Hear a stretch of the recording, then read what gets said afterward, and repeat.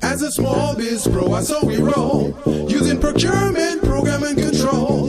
As a small biz pro, I saw we grow, using procurement, program, and control. I'm a businessman, yes, I'm an entrepreneur. Oh yeah, I'm a businessman, yes, I'm an entrepreneur. Oh yeah, I'm a businessman, yes, I'm an entrepreneur. I'm a businessman, yes, I'm an entrepreneur. Oh yeah. Crystal Mitchell, do you have my business plan? Good afternoon, everyone. This is the Business Zone with Sandy Lou Guerrero and Gilbert Buchanan, your small business paramedic. Today, Sandy Lou will be sitting in for Crystal.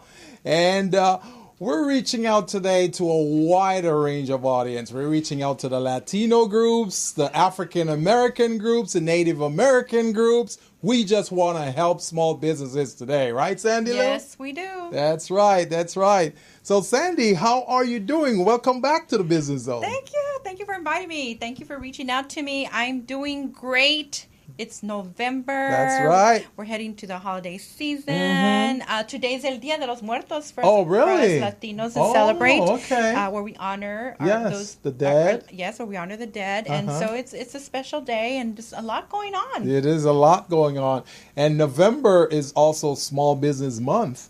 So we're going to be doing a lot of small business activities throughout the month of November. We're going to talk about how small businesses need to prepare themselves for 2019, how they need to prepare themselves to close out 2018. That's really... Hey, I might get some tips that will be very supportive. It's the end of the year. There's so much that comes up at the end of the year. You want to end powerfully. You want to make sure you completed some of those goals, if not all, at least one. That's right. That's right. And be ready for next year. Oh, for sure, for sure. And so, Sandy, what have you been doing over the last few days this week? Well, I've been really busy. I have a Facebook Live show called Transform Your Life with Sandy Lou and Friends. And on November 12th, I will be having a very special show where we are honoring our veterans. And it's our second annual show. And we're having a live audience, which is different from what we did last year. We have friends and family and business owners and our network that is supporting in sponsorship and gifts and things that we're going to do for veterans that we're going to be honoring. So I'm like super excited. It's been great. Awesome to see all the support that I'm getting to create this event. We cannot thank our veterans enough. And where's this event going to be, in Riverside? It's actually, it's going to be in Monterey Park. It's going to be at the American Legion Post 397 in Monterey Park on Monday, November 12th. Right. Okay, that sounds great. I love working with not only small businesses, but I also like working with the veterans as well, because not too many programs are available to help small businesses or small business veterans. So we want to be on the forefront helping. So I really appreciate what you're doing, Sandy Lou, for them. Thank you. Thank you. Yes, definitely. And my co-host, Crystal Mitchell, is not here today. She's out with the Bellas, the Bella Network, and they're having an event for which she's playing a very important role. So that's why you don't see her here on the set with us today. But she'll be back next week. And those of you who are listening or tuning into the Business Zone for the first time, our phone number here is 323-293-3375. That's 323-293-3375. If you have any questions at all, any questions you want to ask Sandy Lou, or any questions you want to ask me about small business, about growing your business, mentorship, patents, trademark, whatever you want to do, just give us a call here. We'll be happy to go ahead and take care of that for you. Don't be a stranger now. Now, the Business Zone, as you all know, is a platform where small business and supplier diversity contract providers come together to provide business opportunities for small businesses. We provide the training, so we get you business ready, contract ready, and bank loan ready, so you can participate with those contract providers. That's really great. So if you haven't got contract ready, then Gilbert is definitely a really great resource to get you straight and get you going. Thank you.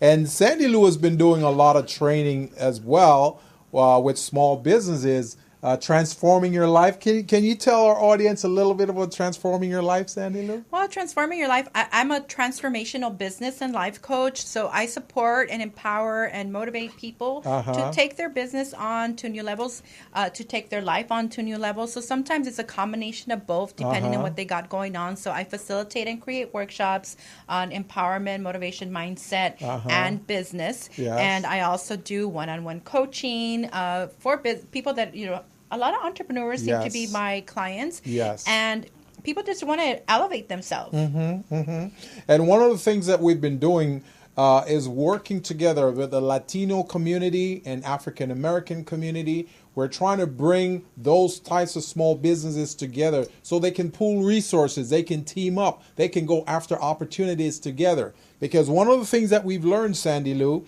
is that contract providers such as Edison, such as a gas company, they want to see teams. They don't want to see one small business coming into them looking for opportunity. They want to see a team of small business coming in and providing that resource, that combined resource to obtain them with opportunity. I mean, to provide them with assistance and solve their pain. So that's a great thing why we really need to have the Latinos and African Americans come together. Yeah, definitely, because the diversity, I think right now there's a lot of focus on diversity and inclusion, and that this is our opportunity for us to step up, and not only step up, but be unified. Oh, yes. Just as a human race, not necessarily, Latino, African American, but just as a human race. Yes. Because that's the only way we're going to start changing our world, really. Right. Yeah. And the one thing I want to put out there, because I've been saying this in my workshop a lot, Sandy Lou, I've been saying this, that the Latinos occupy 39% of our California population. African Americans occupy 12%. You put those two together, that's 51%. That means we're dominant. So therefore, we should be teaming up and going after some dominant opportunities with the state, the county, the city, and even the federal government. Oh, most definitely. What would it really look like if we unified and we worked towards the common good, the good for all people? It would change everything in our economy, in our country, and in the world in general, because we are a big, part of the world, and we contribute in so many different ways everywhere. So our life would look so different. For it would sure. look so different. And not only that, what would it look like if we actually all supported each other, within our race and everyone else, right? Because it doesn't always happen within even our own race. That's true. You see that, right? That's true. But what would it look like? It's just a matter of choice and letting our egos out of the way and really being committed to the good of all people. Right. And the thing about it is, not everyone worked together very well. Sometimes you gotta, even in a marriage, you may marry someone and then a few months later you're going, did I make the right choice here? The same thing with business. You may come together with another business associate and you said, let's go together after this opportunity. Then you find out once you're conducting your assessment of that individual and their behavior and their habits, you find out that this is not really a good match. So sometimes you need to do that assessment process first before you really jump in full-fledged and try to team up with someone. So even though we're saying you should team up, doesn't necessarily mean that you won't vet that person first. You want to vet them. Yeah, definitely. Yes. I think one is you got to trust your intuition. Sometimes it's not that it's bad or they're doing something bad, but sometimes our visions are not in alignment. Yes. And the way we want to do business or the way we do business is not in alignment with the way we do it. Right. And that could create so much chaos and conflict. And instead of taking 10 steps forward, you get to take 10 steps back. Exactly. So you definitely want to nurture the relationship. And sometimes people are great friends, but they're not the greatest business partner. That's true. And that's okay. That's true. And one of the things that I was talking with one of my business associates earlier is that what we need to do when we conduct business, even though the person may be our friend, that person may be a friend that we've had for many years. We may have grown up with that person, but when it comes to business and friendship do not mix. So you should have an operating agreement between you and that person. Sandy and I, we've worked together before, and we use operating agreements. I've appeared on her show. She has appeared on my show. we have operating agreement which states that this is how things work, this is the protocol, this is what your role and responsibilities are, this is what my role and responsibility, and it makes for the relationship to be much more smoothly. Yeah, because it's very clear. It's black and white. There's no gray area. Because Right. gray areas are always a problem. shaky ground. Yeah. And then, we make assumptions. Yes. And, there's an expectation, but it was never really spoken. So this is Yes. just one way to Yes. simplify Yes. and clarify and support one another so that the relationship, professional and personal, is respected. And no matter how simple the transaction, you still want to have an agreement. Because you never know, you and that operating partner or operating member may see things the same way, but then you may interpret it a little differently. And that could create so many problems. So we're just saying that you're not going to really be a hard nose with this person, but what you're doing is you're just operating from a business and a formal standpoint. That's really what it is. Yeah, and definitely ask questions because you said you might interpret it differently. Oh, yeah. So it could say one thing and you both, based on your experience, knowledge, education, Yes. background, it goes on and Yes. on, will have a completely different understanding. And so ask questions if you're not sure about something. Ask questions for clarification. So again, our number here is 323-293-3375, 323-293-3375. Between Sandy Lou and I, we've got a very wide reach when the small businesses that we reach out to.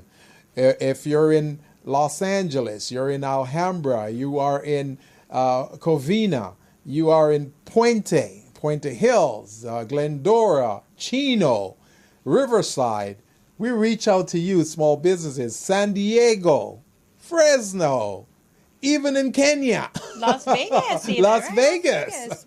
So we've got a Florida. wide Yeah, reach. Florida, we've got a very wide reach. So if you're listening or you're tuning in to Facebook right now, give us a call. Send us your questions. We'll be happy to answer it for you. Look at us as your business consultants that you don't really have to pay today. You're getting some free consulting today. And it's interesting because there's so much free information out there that golden nuggets that if we would just take the time to listen Yes.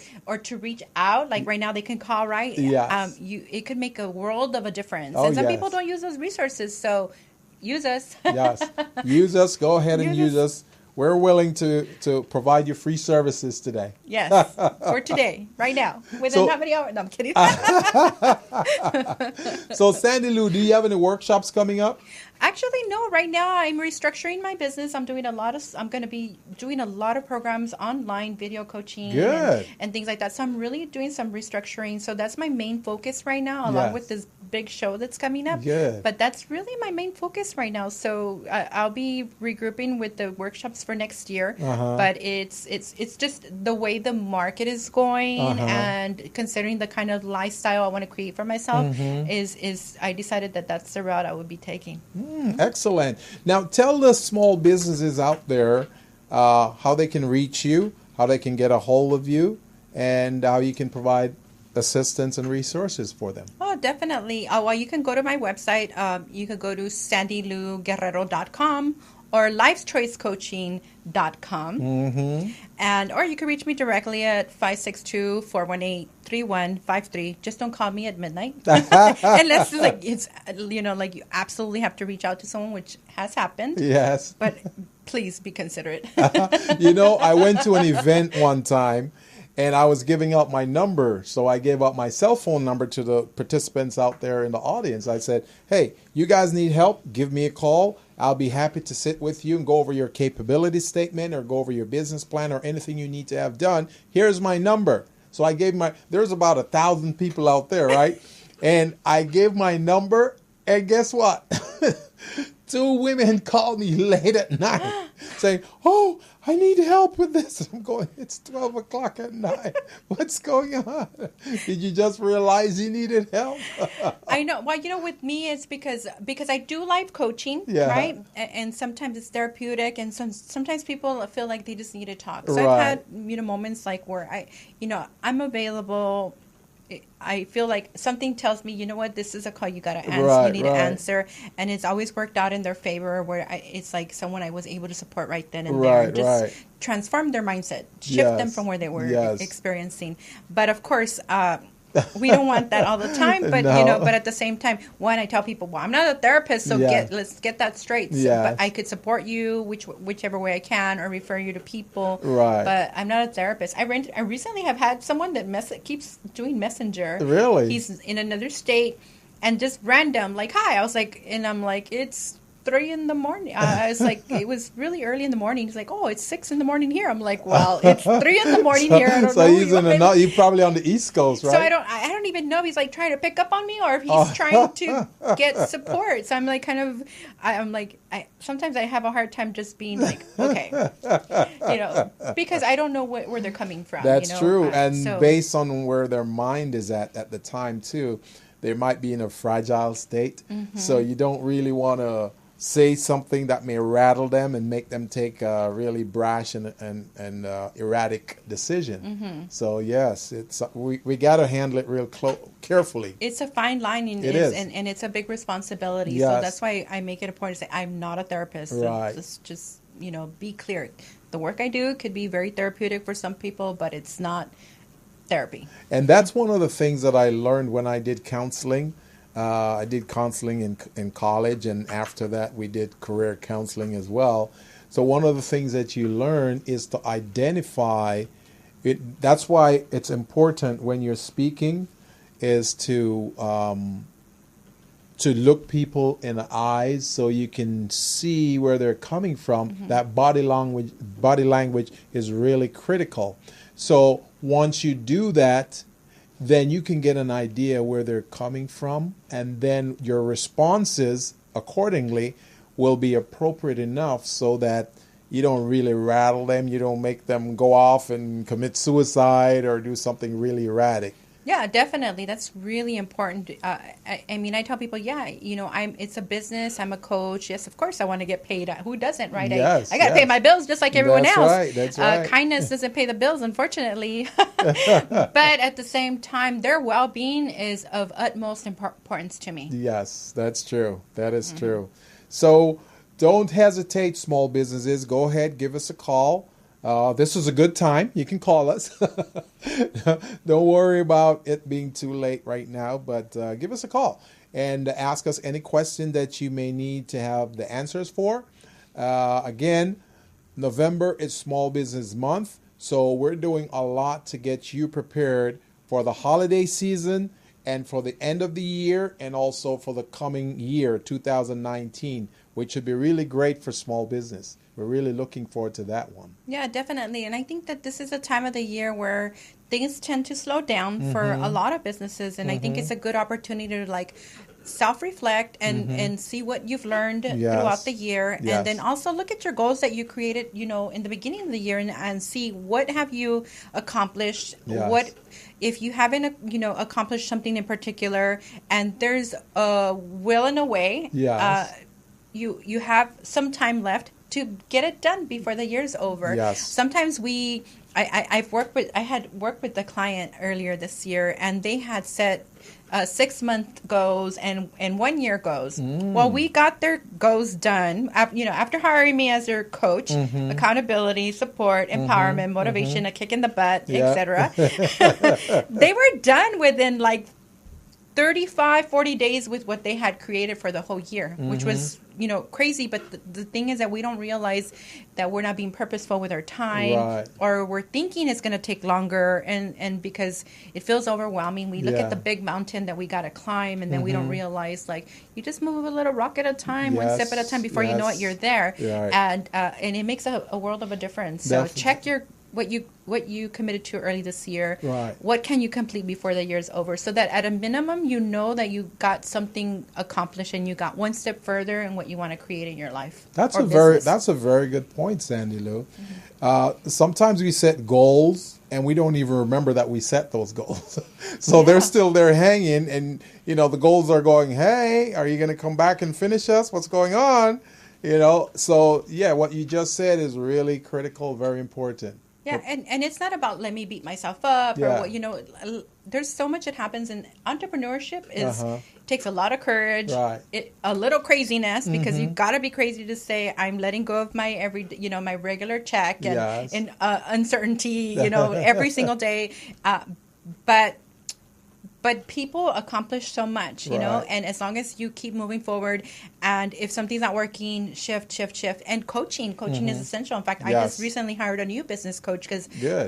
I knew the direction I wanted to go. I Good. found someone that is already doing it, is very Excellent. successful, and we gotta get that support That's as well. great. That's if we great. get caught up in that I know everything and I know that I know that I know, forget it, because there's always something you're not seeing, and someone else will be able to point it out. Yes. And give you suggestions that maybe you didn't think about, or maybe simplify what you had planned to do. Right. Now, did it take you a long time to find that other coach, that other business coach? Because looking for good talent, it takes a lot of time. You got to go through the weeds and get rid of some people you don't really need to do business with until you find the right one. Well, the thing about it is that I'm a coach, so you can only imagine Yes. how challenging it could be for me because Oh, yes. because part of what I've learned is how to read people Yes. and see what's going on, right? Yes. And so it was challenging to find that one, even mentors. Like Yes. I've learned a lot from a lot of people that I look,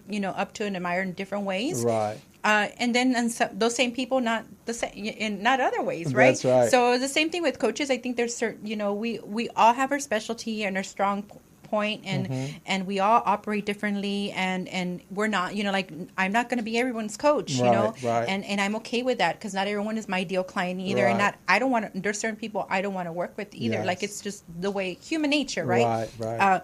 But finding a coach was a little challenging, but I had this coach is a coach of other people I know that are doing well, and because of the structure that I'm working towards, Yes.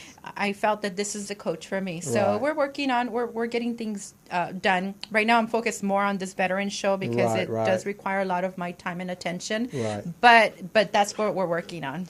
Well, I have when I'm going to bring someone on to work with me as an associate or a team member or a partner, I have this program that I use. It's called KYP, Knowing Your Personnel. It's a personality profile system which I adopted, and I tailored it to suit my needs, my program, my training, my demographic, and it's amazing.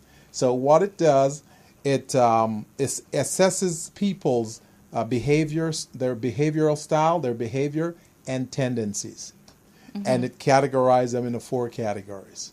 So we all fall in those 4 categories. So based on that, when you're interfacing with someone, you look for those 4 to see which one of that they fall into. And then based on that, you will know how to relate to them, what to do, what not to do, so you can have a good relationship. And then also in your case, like you're looking for an additional coach, then coaches have certain tendencies that they must have that you want to see. So if you're while you're interfacing with that coach and you're not seeing those tendencies, those behavioral styles, then this may not be a good fit, may not be a good match for me. So that's what I use when I even use it with clients. Oh, I do too with my Yeah. clients. In fact, depending on my client, if my client's an entrepreneur and usually they're dealing with other people and they're trying to get clients, Yeah. I teach them that. Yes. I teach them that the 4 quadrants of personality styles. Yeah. And of course, when I'm working with them, if I don't identify them, I'm in trouble. Yeah, Because exactly. I'll lose them. You I'll got lose to them. identify to know what style, what approach to use with them. Because, the styles that we have in our system, one is a controller, one is a stabilizer, one is an analyzer, and one is a persuader. So one of those 4 styles is more dominant when it comes to leadership. So if you have someone in a leadership role and they're taking one of the more subservient role, then you want to start looking at other things to say, is this person really the kind of leader I'm looking for? Do I want more of this, or do I want a subtle leader? That type of thing. So it was amazing. And many of the classes that I have with my proteges or my mentees or some of my clients, they love it. They love it. Yeah, definitely. It's very eye-opening, and then they start figuring out who in their family Yeah. is what personality style, and Yeah. I think the more we become self-aware, the Yes. more we could understand other people. Oh, yes. I think Oh, that's yes. like key. It's amazing. Yeah. It's amazing. So again, this is the Business Zone with Sandy Lou Guerrero. and Gilbert Buchanan, your small business paramedic. Now, Sandy Lou, I know you are affiliated with the National Latina Business Women Association. As a matter of fact, I taught some classes there this year in March and April of this year, and you were a part of that. Are you still affiliated with the National Latina Well, I'm Business still Women? a member. I'm not on the board. I was on the board, and now I'm a member. And yeah, I'm affiliated. I'm a supporter of the organization. They provide phenomenal, great resources for entrepreneurs, business owners, women, and men as well. So it's definitely something I advocate for. Okay. So I know we did the Business Management Academy with the National Latina Business Women Association. We do it annually every year. And, hopefully I'll be able to do it again next year in March, too, to help the small business women owners to become business ready, contract ready, and bank loan ready. So I really enjoy doing that. I'm looking forward to doing that again. Yeah, well, unfortunately, I'm not part of that I decision know making anymore, you're but not. I hope so too. I know you're Unfortunately, I did the year before, but not this year because they had it Tuesday evenings, and I have my show on Tuesday evenings. So I was like, why did you guys do that date? But apparently, the venue where they have it Yes. was available Tuesday Yes, evenings. So yes. I'm crossing my fingers for a Wednesday Yes. or a Monday. Yes. Just saying, putting it out there. Well, if they're going to have it again and they choose to use me, then I'll try to see if I can advocate to have it on a Wednesday, so you can participate this time again. Sounds good to me. I won't complain. I think you could go many times, and every time we learn something different. I think sometimes people don't realize, I already took it, but Yes. you're in a different mindset. You're in a Yes. different place in your business, and there's always something new, and things are constantly changing. That's right. And so for me, like, I could keep taking it, and Yeah. I know I'm gonna gain a lot. Oh, from it. yes. And the thing about my classes and the training that I provide, I never teach the same way twice. So even if I'm teaching the same material to the same group 2 months in a row, you're going to get a lot of different information, because what I always do when I teach my classes, I conduct research on current events, current activities, conduct my market research, and I include that in the program. So that's why people tend to come to those classes over and over, and they get a lot of different And it's information. a refresher. Yes. And then if you didn't get everything done the year before, you get more information to get Yes. keep you on process in your process. Yes. So again, you're on the Business Zone. Give us a call. Our number here is 323-293-3375. 323-293-3375. We got our very, very special guest here, Sandy Lou Guerrero. Guerrero. I think I'm not even rolling my eyes right at this point. I'm always butchering it. I'm Or sorry. like my dad would say, warrior. And Gilbert Buchanan, your small business paramedic. We're at the bottom of the hour right now, so we're going to go ahead and take a quick break. Sandy, is there something else you wanted to share before we take a break? No, not at this time, but I just want to say stay tuned, because we do have a very inspiring guest, and there's so much that we could learn from him. He's doing a lot of great things in the community for the youth, for our cultures, right? As we were saying about the importance about empowering each other and being unified. So you definitely want to make sure that you tune in. And for all my friends that are watching on Facebook, I know that you're probably wondering what's going on, but this is just another opportunity for you to learn, and not for myself, more different perspective from me as well as from Gilbert Buchanan here. So thank you. I'm excited Not to a problem. be here. Thank You're my very good friend, so every opportunity I get, I want to bring you in, get you involved.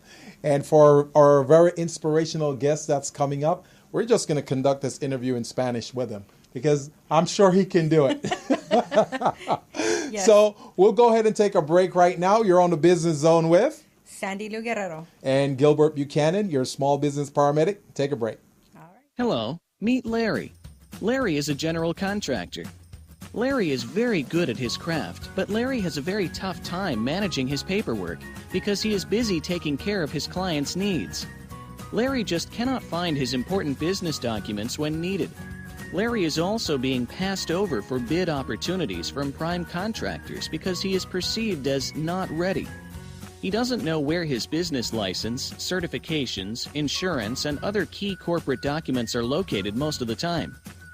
Lucy owns an auto body and collision repair shop and has been using a business management and procurement assistance program called Small Biz Pro to keep her business organized, business ready, contract ready, and bank loan ready. Small Biz Pro is a 3-in-1 cloud-based business management, procurement, and market research assistance system designed to help businesses become business ready, contract ready, and bank loan ready. It also provides back-office operation solutions for small businesses.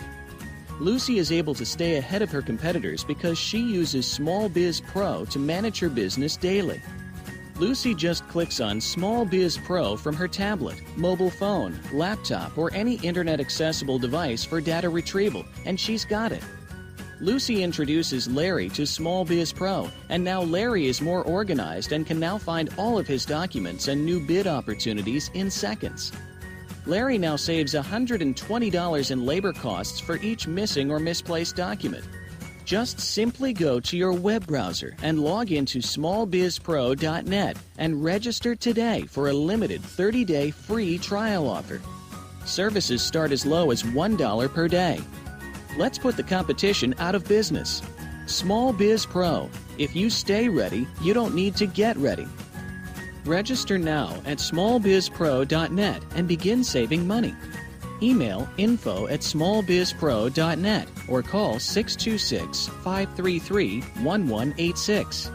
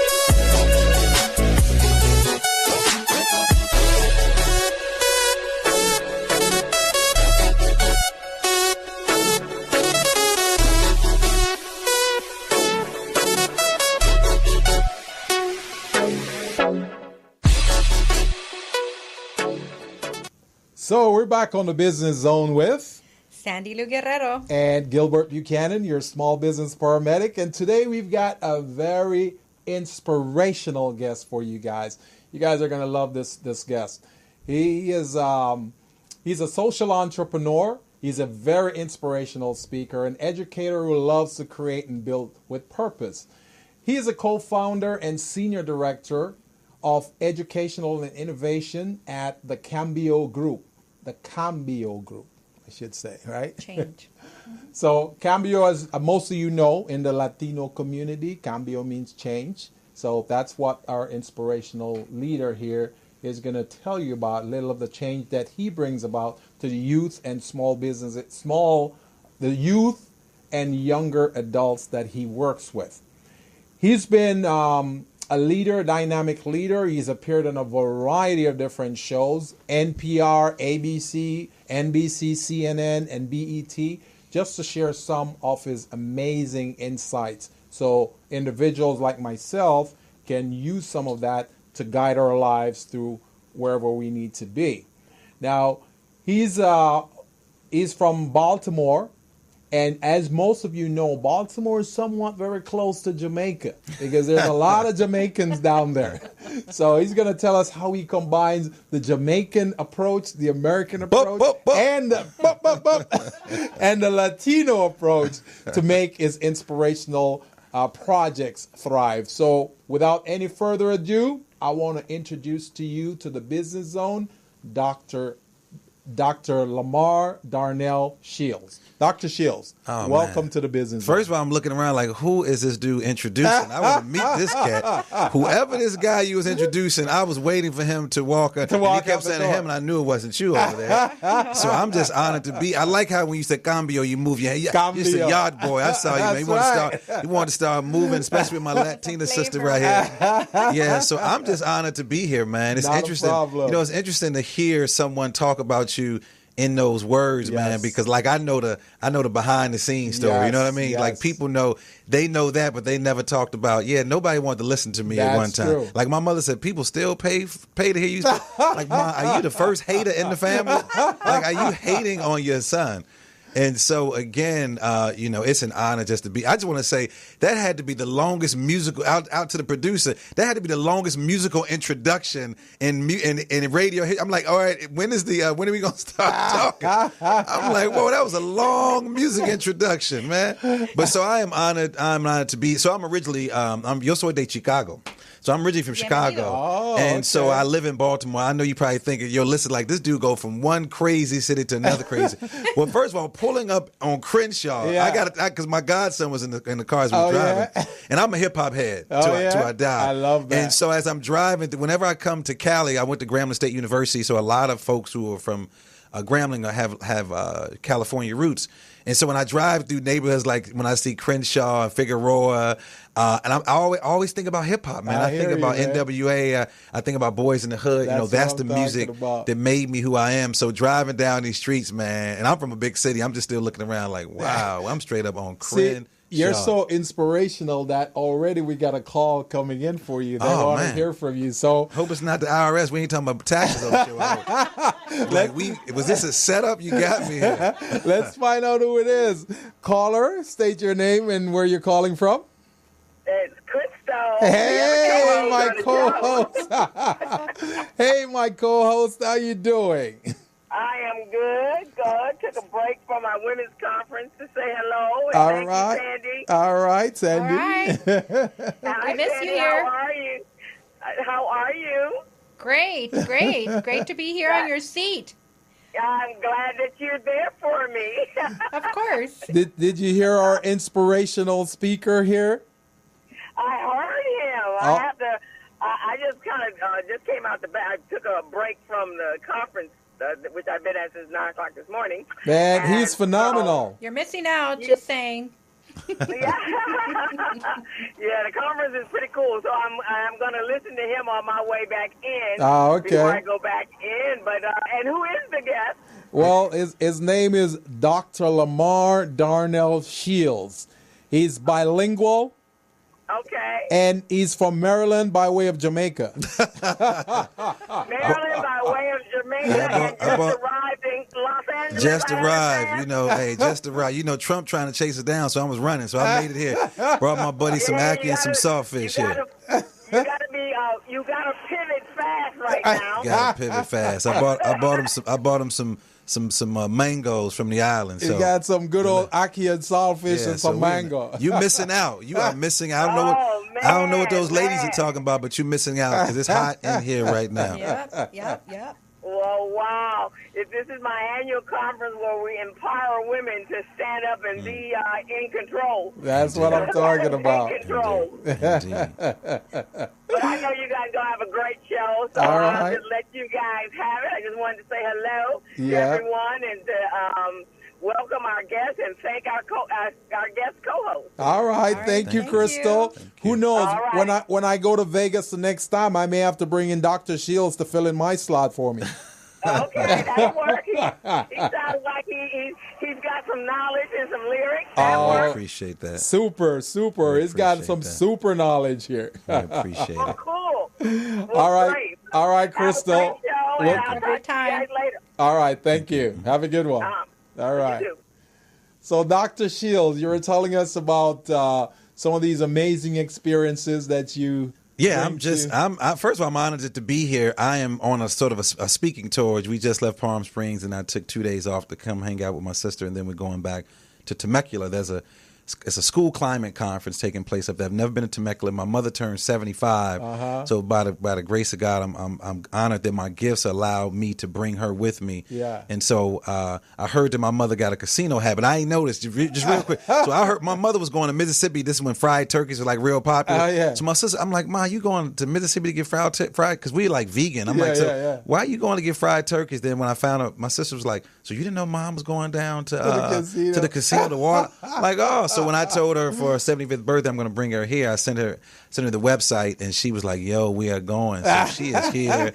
So we're excited about that. I mean, this is what, entrepreneurship is about. That's right, man. Like Jay-Z said, of course, I always reference hip hop, man. I can go from Jay-Z to Bach, to Michael Eric Dyson. He says, I'm a businessman. I'm not a businessman. He talks about being the business. Yeah. And so when you walk away from, people think that they're going to put these chains around you to lock you up because one person said you're going to be doing this. So I walked away from that. And so because of that, I have the freedom to do and make my own schedule. And so for anybody that's out there listening, it's about stepping out on faith. This work is about being courageous, believing in yourself. And what's unfortunate, most people, Brother Gilbert, they work harder for other people than they do for themselves. That is true. And so I'm honored to be able to bring my mother here. And this is just one of many trips. But these gifts, and I call them gifts because they can easily be taken away. Yeah. I moved to Baltimore in the late 90s to become a little old Spanish teacher. But it was something greater than that. And my students, after 5 years, they knew I was going to leave. I wrote a book about my teaching experience called What I Learned in the Midst of Chaos, The Making of an Ubuntu Teacher. And they knew I was going to leave. They knew that the classroom was a little too small. And for those educators that are out there that are listening, thinking that they need to stay there, there's a huge world out there as it relates to education. And as you introduced me, I am a social entrepreneur because all of my work is about being socially conscious and about giving back. And I'm honored to do this work. I believe that I was called to do this at a very, very young age. Now, I'm sure some of my teachers didn't believe I was called to do anything. But get in trouble. Yeah. They was trying to love the hell out of me. You know what I mean? Yeah. But I knew deep down inside it was some good. And then when I worked on my doctorate, I'm like, oh, I'm researching people that were like me. I'm like, oh, I knew there was another group of us that was out here that was struggling. You know what's amazing about what you're saying? When I was growing up, I was in high school and we're taking Spanish, right, in Jamaica. We're taking Spanish, and I'm going, why am I taking Spanish? We're not going to use Spanish. We don't use Spanish down here in Jamaica. So I was a class clown, so I was cloning around. I could see that. Yeah, you see what I'm saying? So the teacher she said, Gilbert, what are you doing? I said, hey, I'm just trying to learn here. She said, what are you, an hombre or el burro? So el burro sounded strong and muy fuerte, right? So I said, el burro. The teacher said, I thought so. I thought so. You're a jackass. Yes. So ever since that day, man, I learned the difference between It's interesting that you said it because in Maryland, where I'm currently living, there's a huge influx of two groups of people. There's a huge influx into the education field. A lot of folks are coming from Jamaica, and a lot of them are Spanish teachers. It's interesting to hear folks speak Spanish with the Jamaican accent. Then we have a huge Filipino population. That PBS actually did a documentary on this influx of Filipinos that are coming to the East Coast, man. So, my work was, it's interesting, man. When I think about getting started, I remember when I walked away from education, traditional education. I came through a program called Teach for America. They recruited me out of Chicago. I went to school in Mexico in a place called Saltillo. I don't know if you heard of Coahuila, which is the state of Coahuila. And, Spanish I knew was a growing, within my family, and lived in Puerto Rico. But I knew there was always something bigger out there for me.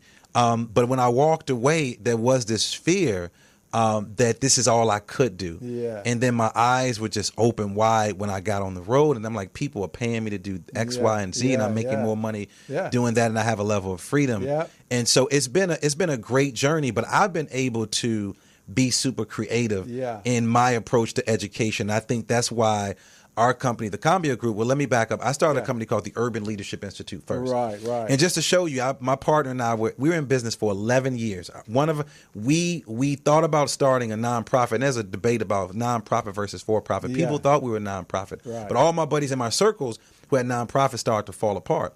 Well, one of my business advisors, I'm going to name drop, you guys might have known him, his name is Randy Pinkett. If you don't know him, he was the first, actually, the only African-American, I think, to win on The Apprentice. He was the first season. He was a tall, thin. Yeah, so Randy who's an engineer. He's from Jersey. Well, I don't really know him, but I know of him. So Randy was the one. He was like, he and Randy and Dr. Robinson, Jeff Robinson, who are great friends. He was like, yo, man, he said, I'm going to be real clear. There's a whole bunch of folks that don't look like you all making a lot of money. And I'm going to leave it at that level. Yeah. He said, you do a fee for service, and there are people that will pay you for your gifts. Yeah. And so we decided that we created Urban Leadership Institute, but then my partner and I separated. David, we separated because he wanted to focus a lot on the people that look like us. Now, of course, I can walk into a space, but what I noticed that the people that didn't look like me were the ones that were struggling with kids that look like me. Yeah. And so how dare I not work with this population? Right. And so we created this company called the Cambio Group, which you said, which means change. And so I moved, and I go back to Jay-Z. Jay-Z said this line. He says,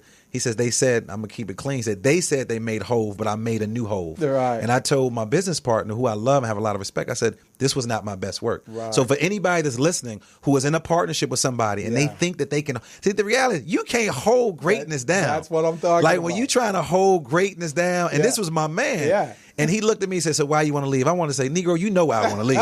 Be real. It's like we in a relationship and you say, well, Lamar, why you want to leave? Why I want to leave? All these men coming in the house and they ain't looking like me. You know why I want to leave. Exactly. And so I was like, yo, it's time to roll. Yeah. So we came up with this name Cambio, which was perfect, which meant change. And it was not only just about trying to change the lives of the people that I was coming in contact with, but I was going through this transformation because what I was noticing, I was only focused on, and for those young entrepreneurs out there, just don't focus on people that look like you. That's right. There's a whole bunch of people that don't, that skin are much lighter than us, that got checks, that cash, you know what I mean? Because some people that look like us, they you know about them post-dated checks? That's what I'm You know about them post-dated checks. Hold it for 5 days. Oh, yeah. I got 3 kids. Ain't no holding nothing for 5 days. No. And so I decided that I wanted to work with a larger audience of people, and it opened up. But I asked for it. But you got to be careful what you ask for. You know, you got to be careful what you ask for. And so we've been doing this work for, I want to say ULI was 11 years. So Cambio Group was probably about 6 years. And I've spoken at the White House under the Clinton administration, under Obama. When Obama came in, I was a part of the transformational leadership team around education.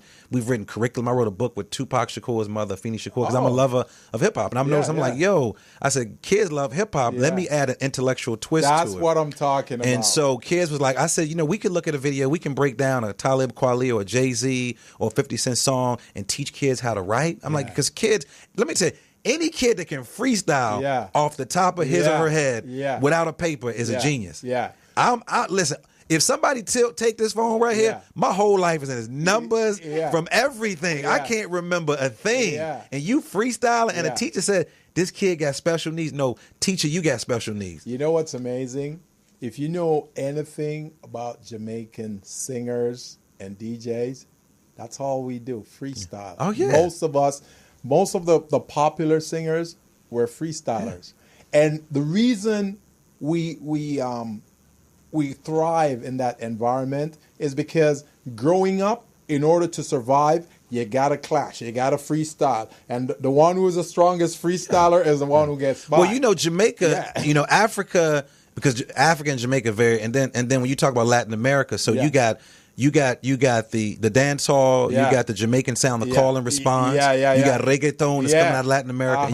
You have music coming out of Africa. And it's about call and response. Like when I give my lectures and talks, I said 3 things I want y'all to think about. If you ever been to a hip hop concert, a black church, or a barbershop, and it's about call and response. That's right. That's how languages are taught, right? Yes. It's like call and response. And so again, when you infuse culture, culture is so important. And there's a whole bunch of people who don't look like us who making a lot of money off culture. That's what I'm talking about. And so it's important for us to sort of hold on to something. You know, you got 3 people, 3 different cultures. You're talking about diversity. Yes. You look at this right here, but have a strong, rich history. But then do we control the messages? And so when you look at what's happening in Jamaica, are we controlling the message? When you look at what's happening in Latin America, when you look at what's happening in African American countries, we have to really control that message, but then also control the image. And we also have to elevate those entrepreneurs. They need to tell their stories and understand if this were easy, everybody would do it. And so I'm in Palm Springs at a vegan restaurant, rapping to this Latin sister, having a great conversation, and she just breaks down in tears. And I go in there every time I come here, and she said, I'm just concerned about the business. And I said, let me just be real clear. The fact that you stepped out and if you only did it for a year, you did it. You did something greater than them haters behind you who said that you weren't going to do it. I said, you need to surround yourself with some strong women, because you know, when there's a woman forefront, our stuff is a little shaky. But women, you know, it's like if we decide to go on a trip together, like ain't nothing good gonna come out of our trip. Y'all got a whole itinerary. You got an itinerary. They know we're gonna leave at 9 o'clock. We're gonna do it. That's just not how we roll. But I was listening to her, and so I turned her on to some tools. I said, there's a great show I love. There's a show called Impact Theory. I love the show Impact Theory because it's about elevating individuals who are doing great. I talked about my man Gary V, who I love, who's talking about crushing it. He's giving you very, very specific strategies. I gave her some tools that she can use on her phone and see, but she hadn't surrounded herself with entrepreneurs. She surrounded herself with people who were like, well, if it don't work out, no, it ain't no plan B. This is it. This is ride or die. That's it. I get that's huge. As an entrepreneur, you absolutely got to surround yourself with other entrepreneurs, because you can have people that love you and support you, where there's family and friends, but if they're not entrepreneurs, if they don't have their own business, they really do not get it. They don't get it. They don't get the struggle. They don't get it. They don't get the ideas. Sacrifices. They don't get like my mother still think I'm a teacher. She don't really know what I do. Like she's like, so you're not a teacher? I'm like, no. I mean, in a sense I am. But again, you got to surround yourself with strong-willed people and understand that failure is success, that you're learning throughout the process. That's it. Somebody has taught our kids that failure is not an option. That everybody that I know that's been successful has failed at something. They've failed. Man, you look at the Apple computer. You look at Apple. This dude started the company. How you start the company and then you get fired? I mean, think about how humbling that was. Think about that. You get fired from a company and his ego dropped, but then during that time he was off, he was still creating. And for those entrepreneurs that are waiting for something to happen, don't just wait for something to happen. Make it happen. There's so much technology. I mean, this little device, this phone, this thing right here is amazing. Tons of apps on it, that anything that you can actually do.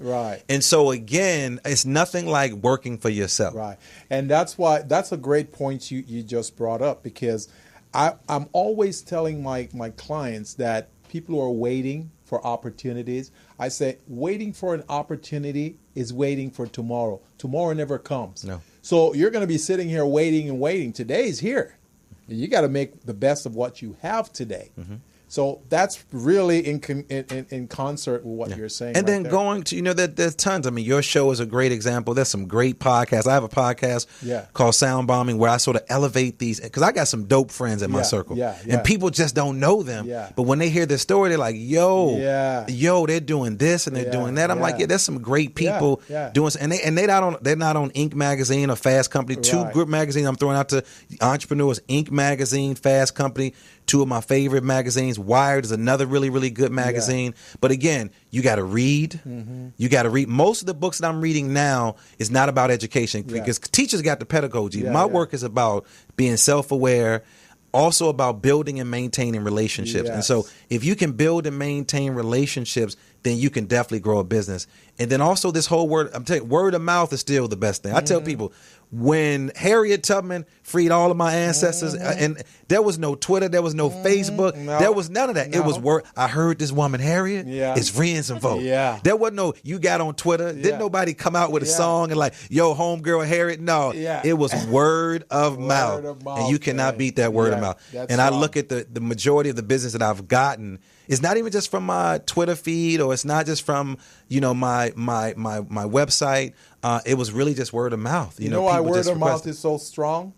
Because not only are you getting a message, you're also getting a testimonial with Indeed. it. You see what I'm saying? That's why it's so strong. Indeed. Because you're hearing this stuff and you're going, oh, wow. And this person, oh, you got to go do it. I did it or my cousin did it. Yeah. That's a testimonial right there. Indeed. You see what I mean? So Indeed. that's why it's so strong, man. Yeah. Unbelievable. Definitely. Word of mouth is very powerful, and using what's available to us, like that's free, right? Like you said, the phone is, there's so much we Yeah. can do. So I have a Facebook Live show I have on every week as well, and it's been my biggest platform in either getting clients or just connecting and even creating relationship because of the way I do it, right? Yeah, that social media is amazing. I mean, Yeah. I remember, Anissa and I was joking about it. I remember Kevin Hart with Periscope. Like, nobody knew what Periscope was. No. But Kevin Hart with every city, because like me, I'm really into fitness and taking care of this tempo as well. Yeah. And Kevin would go on Periscope, this is before Facebook Live and all this, and he's a runner. Yeah. And he would tell people, come and run with me. And people don't,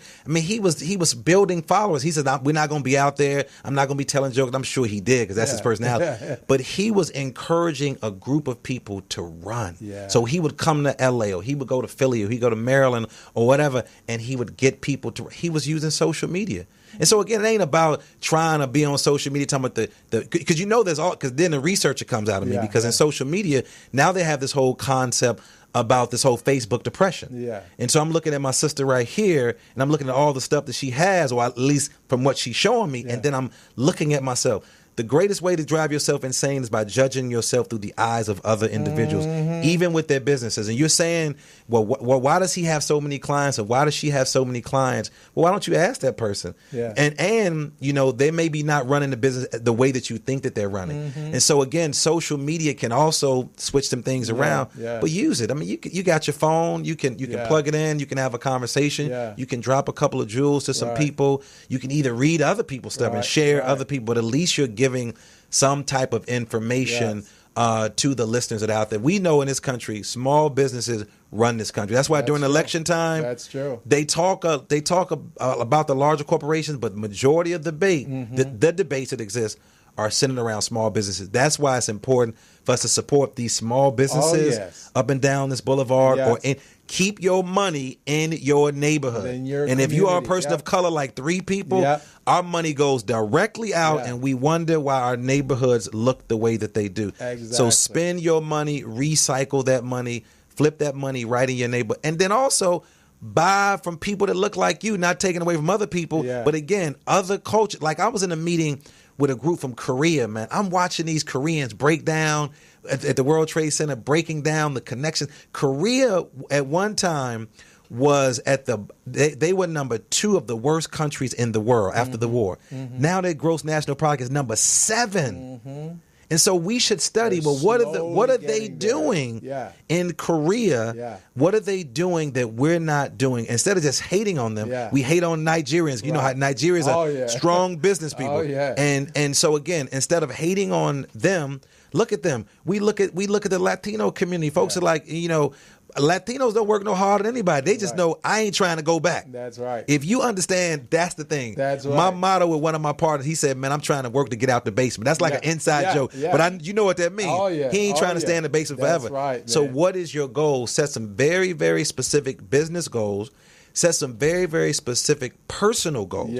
And making sure that they don't clash with one another. And then you got to do it. Don't wait until this whole, I'm going to wait to January 1st and then January 2nd don't mean anything, right? If you want to start today. And so making those goals, those personal goals, making those business goals, finding yourself a mentor either virtually, getting connected to the Women's Small Business Association. If you're a particular race or culture, Latina women's, African American or Korean association, surround yourself with some people and stay away from them haters that most of them are folks that share our bloodline, right? Got to make your haters your motivators, right? Yeah, that's right. Because their family will kill you. Right. They will kill you. You are listening to the Business Zone with Dr. Shields. This is unbelievable. Dr. Shields are a very special, inspirational guest.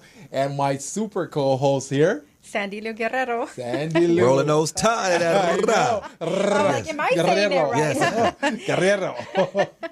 And of course, Gilbert Buchanan, your small business paramedic. Let's take a break. We're at the top of the hour. Take a break. Hello, meet Larry. Larry is a general contractor. Larry is very good at his craft, but Larry has a very tough time managing his paperwork because he is busy taking care of his clients' needs. Larry just cannot find his important business documents when needed. Larry is also being passed over for bid opportunities from prime contractors because he is perceived as not ready. He doesn't know where his business license, certifications, insurance, and other key corporate documents are located most of the time. Lucy owns an auto body and collision repair shop and has been using a business management and procurement assistance program called Small Biz Pro to keep her business organized, business ready, contract ready, and bank loan ready.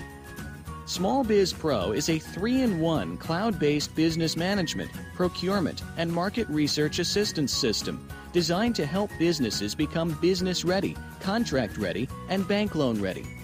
It also provides back-office operation solutions for small businesses. Lucy is able to stay ahead of her competitors because she uses Small Biz Pro to manage her business daily. Lucy just clicks on Small Biz Pro from her tablet, mobile phone, laptop, or any internet-accessible device for data retrieval, and she's got it. Lucy introduces Larry to Small Biz Pro, and now Larry is more organized and can now find all of his documents and new bid opportunities in seconds. Larry now saves $120 in labor costs for each missing or misplaced document. Just simply go to your web browser and log into smallbizpro.net and register today for a limited 30-day free trial offer. Services start as low as $1 per day. Let's put the competition out of business. Small Biz Pro. If you stay ready, you don't need to get ready. Register now at smallbizpro.net and begin saving money. Email info@smallbizpro.net or call 626-533-1186.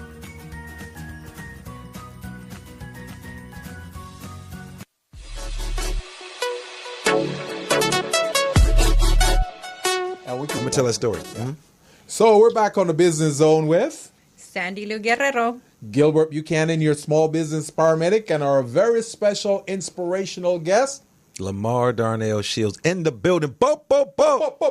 That's what we're talking about. Enough shot. Yeah. We are here live and direct. But we were off the air. We were talking about reinvestment. I was sharing a story about Russell Simmons. You guys know Russell Simmons, the hip hop guru. Mm-hmm. You know his brother Run, and he has an older brother whose name I just can't think of. Who's the artist? He's the oldest. He's a painter, amazing painter. And I remember when Russell Simmons got started, he borrowed $1,000 from his older brother, and for a party to make flyers and all that.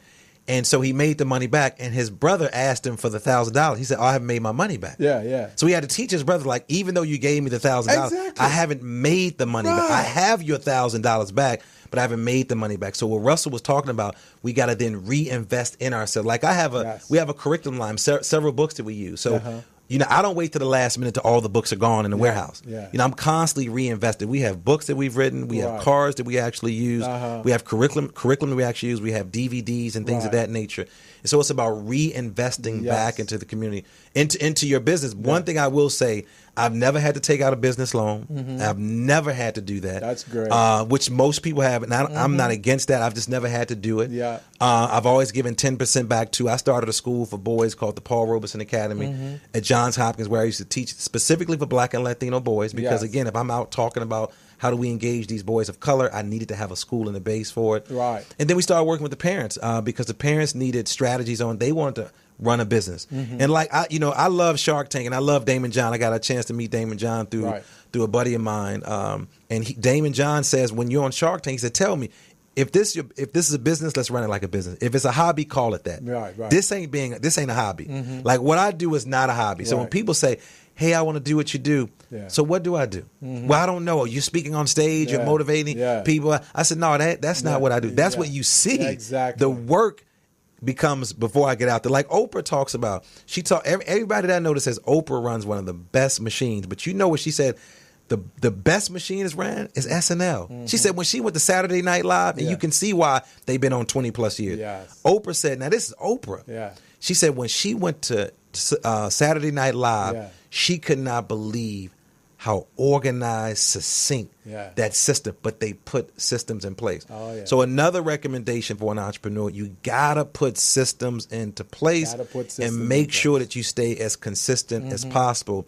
If you don't, but then also I want to provide a little wellness for my entrepreneurs who are working like crazy. Like I see this, look how beautiful this sister is. Fly right there. And I'm sure that's some work, right? Yeah. You don't get out the bed looking like, hey, ta-da, here I am. And so again, when you're running a business, I tell people the first thing that you do in the morning, don't grab this phone. You want to be in a place of gratitude because you're waking up, you're starting your new day. When you grab this phone, Jim Quick talks about how in the morning when you grab your device, you become reactionary. So we're running our businesses. You want to see how things are going. But let me tell you, 5 or 10 minutes can save your life. So when you wake up, and I'm saying to my entrepreneurs, because we're working 24/7, don't grab this first thing in the morning. Have some type of either meditation, prayer, or gratitude. Gilbert, what I'm learning from some of the most productive people on the planet, the people, because I'm studying them.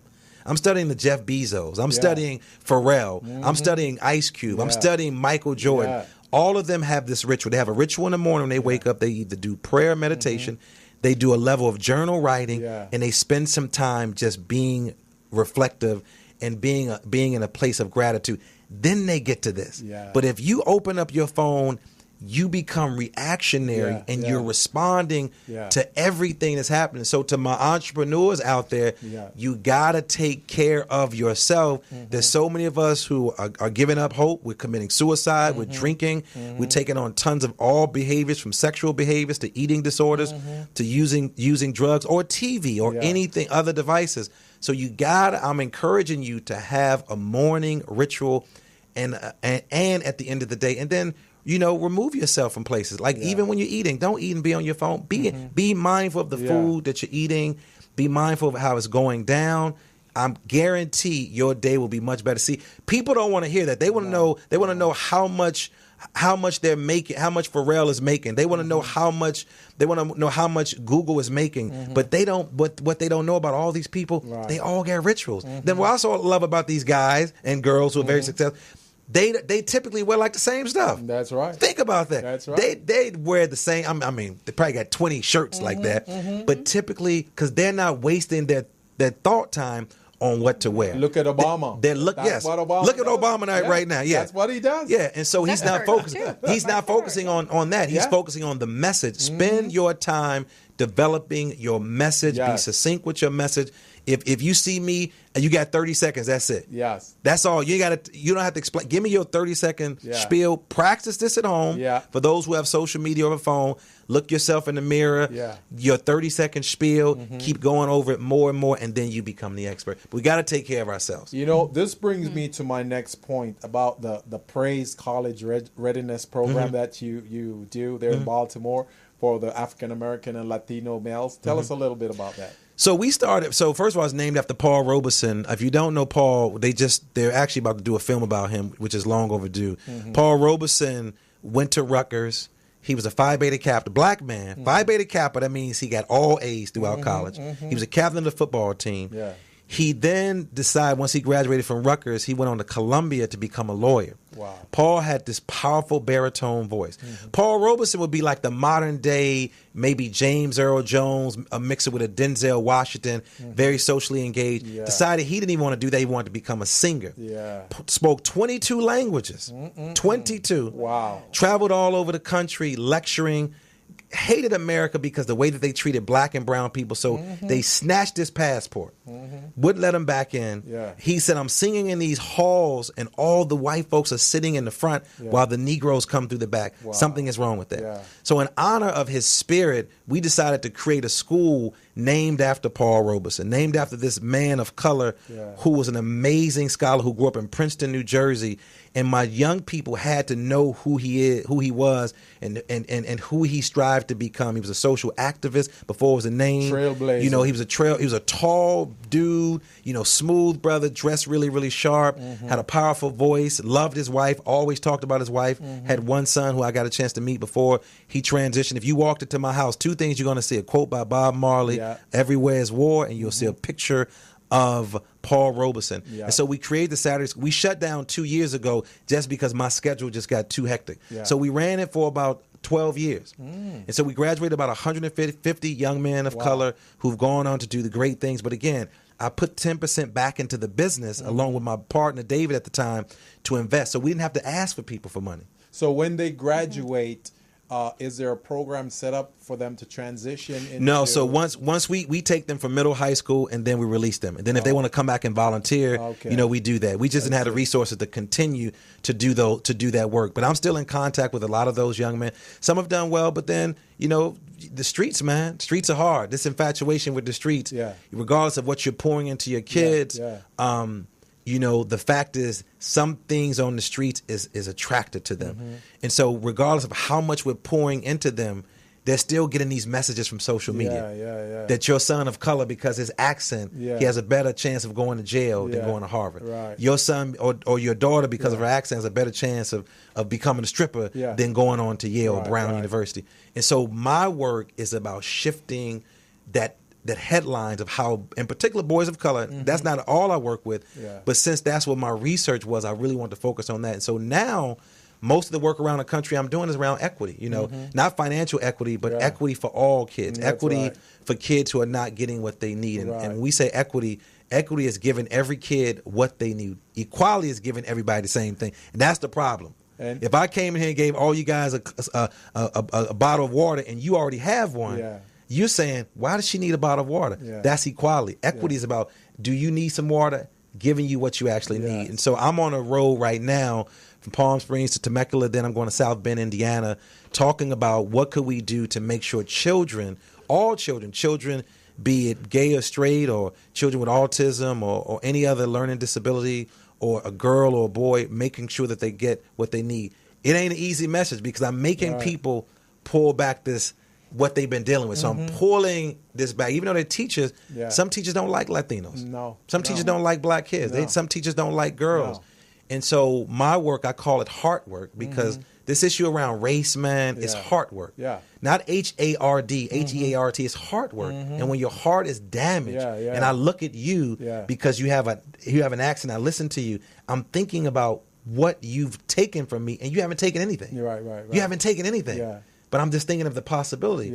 And so that's sort of where my work has shifted. So a lot of the work that I'm doing now is centered around equity. And it's been fun. I enjoy it, man. Having conversations about race culture in class, that's why I love Chris Rock. It ain't as hard as it has to be. If you're coming from a safe space, we can have these conversations about all three cultures because all our coaches have some crazy folks. We all got that, we got Theo and La Casa that said, Abuelita who still, drinking a little something that shouldn't be drinking anymore. We all got that. At Thanksgiving dinner. Oh yeah, we got that one cousin in Jamaica. You heard he was touched, or your grandfather called him touched, but he was gay, right? We called he was touched, right? He said he was touched, whatever that means.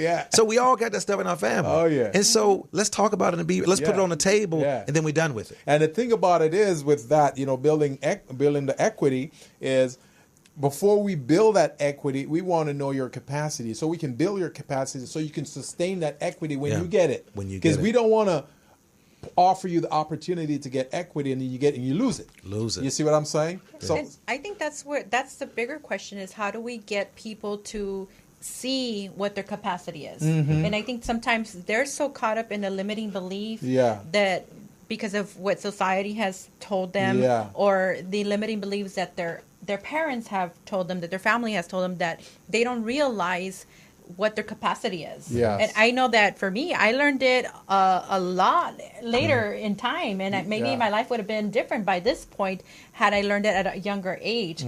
I'm grateful for my learning experiences. Now I support other people in it because I learned it, firsthand, right? But there's a lot of people out there that don't know their capacity, that don't have a clue of their potential, or the fact that they are worthy of having whatever their heart desires. It's how in your journey, how have you been able to break that barrier with the people that you're working with? Well, one of the things is it's telling people that you are not your story, and you have the opportunity to shift that vocabulary, but it's then providing them with the proper vocabulary and tools.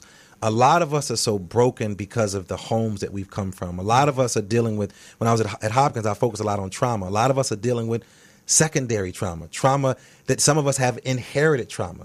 Some of us, because of what the media has said about us, we don't believe that we're even deserving. I mean, think about this. Yeah. There's a great film I love, and I'm saying this to you with what is my girl name?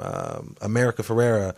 Why Women Have Curves, about the Latina woman who want to go to college, and she was like, "Oh, Latina, we don't go to college. We take care of the family." So somebody's limited that in belief. There's a Native American kid who's like, "Oh, we don't leave the res. We do this." And so with my approach is, in particular, if I'm talking to young people or adults, I know that that's a narrative in somebody's family. So I'm not trying to step on abuelita's toes or your uncle or your cousin's toes, but that does not have to be your story. Right. That's a story that's a part of who you are.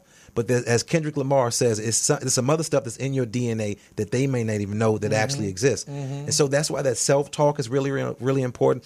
Is seeing images. There are some great magazines. My mentor in Louisiana, she said she's a sociologist. She said so back in the day, they had Ebony magazine and Jet magazine, and it was out in the 50s and the 60s. And I said, why did you become a sociologist? She said, I saw a guy by the name of Alvin Toussaint. Now, people don't know. People can say whatever they want to say about Dr. Bill Cosby. But when he created the Cosby Show, he had a guy named Dr. Alvin Toussaint.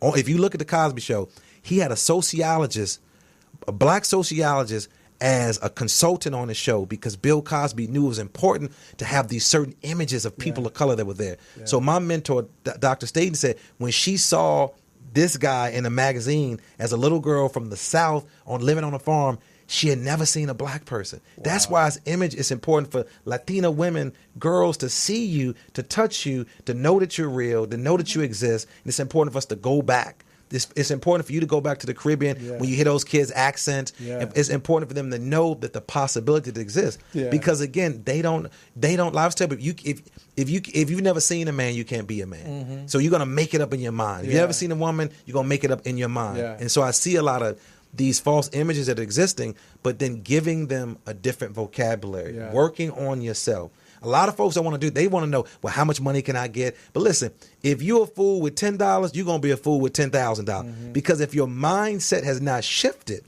then you're gonna be careless with what you have. Right. And so again, if you can be faithful, as they say, over something small, when the things start to roll, it's gonna be real easy because you've done the small things. And so stop retelling that story. Because it's this. You're talking to somebody and be like, well, but we're first generation, right? Well, grandma is in jail. Well, my father.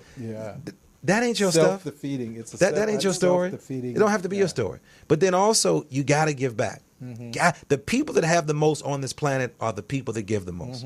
And I'm not talking giving because the government said you got to give. All right. That's a different type of giving. Right. We're talking about people who give because they know it's the right thing to do. And it's the best thing to do. Right. And so that's what I love. When I'm in places, I'm constantly giving, man. I keep food in the back of my car that we haven't eaten, snacks. My kids, they get the whole process. We're going to give it to, because we're going to see somebody that might need it. And so even for those entrepreneurs, your children are watching you. Yes, that's They true. watching you. That's They know they may not know the word entrepreneur, but they, like my kids, I don't think they know what I do to this day. They just know checks clear. They just know that tuition can be paid. Work. They know I leave and walk out. Like my mother was trying to ask me about my sister Anissa, like, so is Anissa going to work? I'm like, Mom, when Anissa wakes up, she's working. Like my mother old school, like when she walk in the building, well, that's just the building today where the meeting is taking place. But that ain't where she going. Well, did you have a good work day? I'm like, yeah, Ma, she working when she wakes up. She ain't punching no clock. It's different. No judgment, because they have a totally better, in my opinion, my mom and that crew, their work ethic is so much different. We ain't got no loyalty. No loyalty to companies at all. No. We jump around. We didn't have Which 5 jobs. I think it is. Because we've helped them over the years to get rich, and we're still down here being worker bees. Oh my gosh. So we gotta learn, and that's where most of us become entrepreneurs. People become entrepreneurs. I like that, entrepreneurs. I like that. I'm like, what is he talking about? Is that a new word that I ain't never heard of? Entrepreneurs for 3 things. 1, because they may have some funds that they can do it and they wanted independence. 2, because they're working in a situation where it's not getting any better and they're recognizing that, hey, I'm helping that guy to become rich and I'm never going to see richness. So you venture out. And the third one is because you know for sure that they don't give us opportunities. Yeah. And especially if you're a foreigner like us, where we came here, Indeed. 70% of entrepreneurs are immigrants. Yes, I know. 70%. So we come here, we're not getting opportunities, and the only way to create opportunities is to become entrepreneurs. We create our own That's it. opportunities. Yeah. That's the three ways. Say that word again, man. Entrepreneur. So you make me think. I don't know why I can't think of the movie. Boots Riley from Cali, Oakland, did the movie. There's something about the, you call them worker bees, the worker horses. Why can't I think of the name of the movie about working? Danny Glover was in it recently. Boots Riley, the hip hop artist. Why can't you know the name of the movie? I I gotta find that movie because it's a great movie about business. All right, Anisha, you gotta look that movie up. Boots Riley. It just came out. I saw it this summer about when he was changing his voice to talk like a white person. Yeah. Oh, why can't I think of the name of that movie, I man? want to see it now. Oh, you got to see this. You got to see this movie. It's called Hello White Man or No, something something like that. Talk to Me. Anisha, you gotta look it up for it. You gotta look it up for it. So Boots Riley, it came out this summer. You know the name I of it? remember it. Oh wow. Yeah, that guy was funny. though. He was But hilarious. Danny Glover is in it. The guy who was from I Get think Out, it said the put main, on your white voice. or put on your something white like voice. that. The guy that was from Get Out. I mean, the guy from Get Out. Yeah. He's from ATL. But the movie, it was one of the best movies that existed. Yeah. But people missed the message, and it was Yeah. about these folks putting on these fronts for these individuals. Yeah. But then in the end, they were making these workhorses out Yeah. of people. Yes. They were making these, and then the workhorses eventually attacked the other workers because they were being taken advantage of. I cannot believe I can't think of this. Yeah. Now I got it. It's gonna You got to tell. come on, now you producer, gotta- editor. I know you got the name of it. Somebody tell me. But I thought about that because you're talking about how people. I mean, these are modern day plantations. Yes, I'm looking yes. at my cousin just talked about Ford. He worked for Ford. Yeah. And he said, man, Ford he said that's a place for a young man. And he's at 40 years old. He's like, dude, they get you in because they give you all this money and you're buying all this stuff. Yeah. And then they keep you there Yeah, because they you know you got to condition live. You got to live that lifestyle. Yeah. But you can do the same thing as an entrepreneur. That's what I'm talking about. I mean, so this phone, a business card, and a website, Wix or whatever, all these other websites, you can design your own website. Yeah. You can connect with a young person who could design a website, take the little dude out, buy him a pair of Jordans or whatever. Because you know these little savvy tech kids, man. Oh yeah. They are.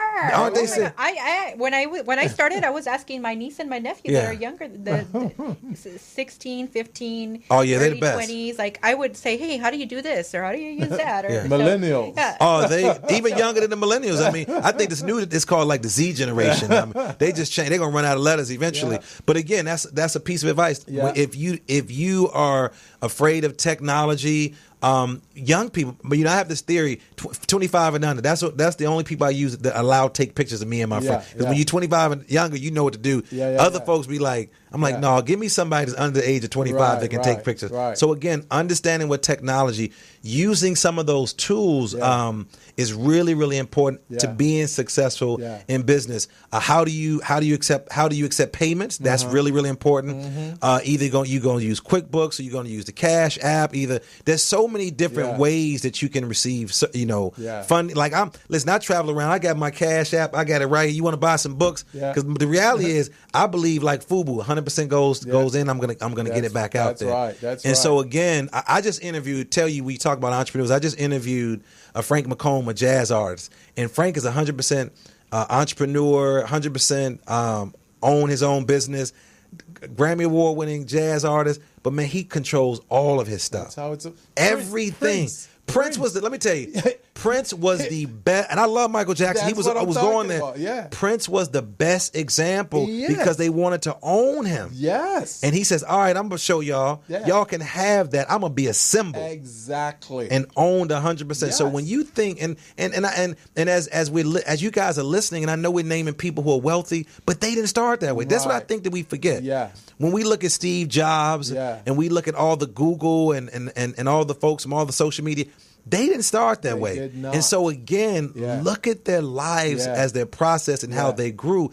We want to go to the end. Yeah. We don't want to see what's in the middle. Yeah. We want to see the stuff that people have, but we don't want the sacrifice that it took for. get We it never asked started. people that stuff. Yeah. We Yeah. never asked them. So tell me Tell me your journey. Tell me your journey. Yeah. Tell me a moment that you want to give up. Yeah. Tell me what did you do when you got there and electricity was not on. Yeah, when yeah. payroll, this real stuff. Yeah. When payroll, as an entrepreneur, you pay your staff before you get paid. That's right. And so again, that's what this dedication. Yeah. And there were many days when I ran the company that, and of course, my wife, she struggled with that. You just said it. Oh, yeah. You paying them? I said, but they're keeping this thing moving, they don't understand and mine that. is eventually going to come. Yeah. Now, if it was 20 years doing that, now you got to look for something else. But this ain't working out, right? Yeah, definitely not. Also, it's the law that you have to pay your employees, no matter what's going on. You got to pay them.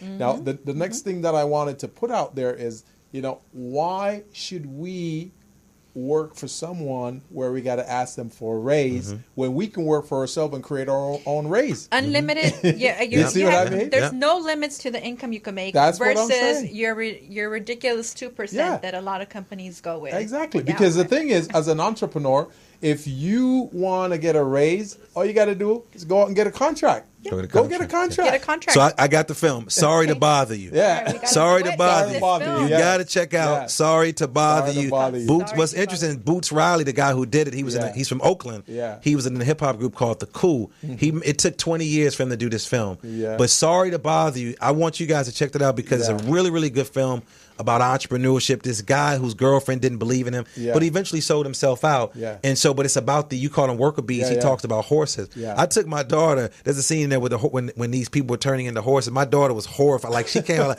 she didn't really understand that part. Yeah. But at 16, she was able to understand what was happening to these people. They were working so much harder. Yeah. For us. I mean, you think about that. Yeah. You're literally working harder for that other person than yourself. That's right. And then when you working for yourself, you getting up at 11 and 12 o'clock. You can't get up at 10 and 11 o'clock. Yeah. Yeah. But let me share an experience. I mean, you're saying this right now, but a few years back, I had an experience where I was working day and night. Like, it was insane. The workload that I had was insane. The expectation was unreasonable.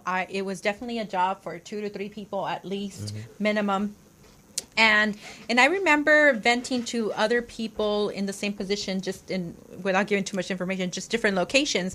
And they're like, "It's okay, you'll be fine. Just give it a year." And I'm thinking, why would I give it a year? It's like not my business. Yeah. Like to the extreme that I pushed myself because I was really trying to make this requirement.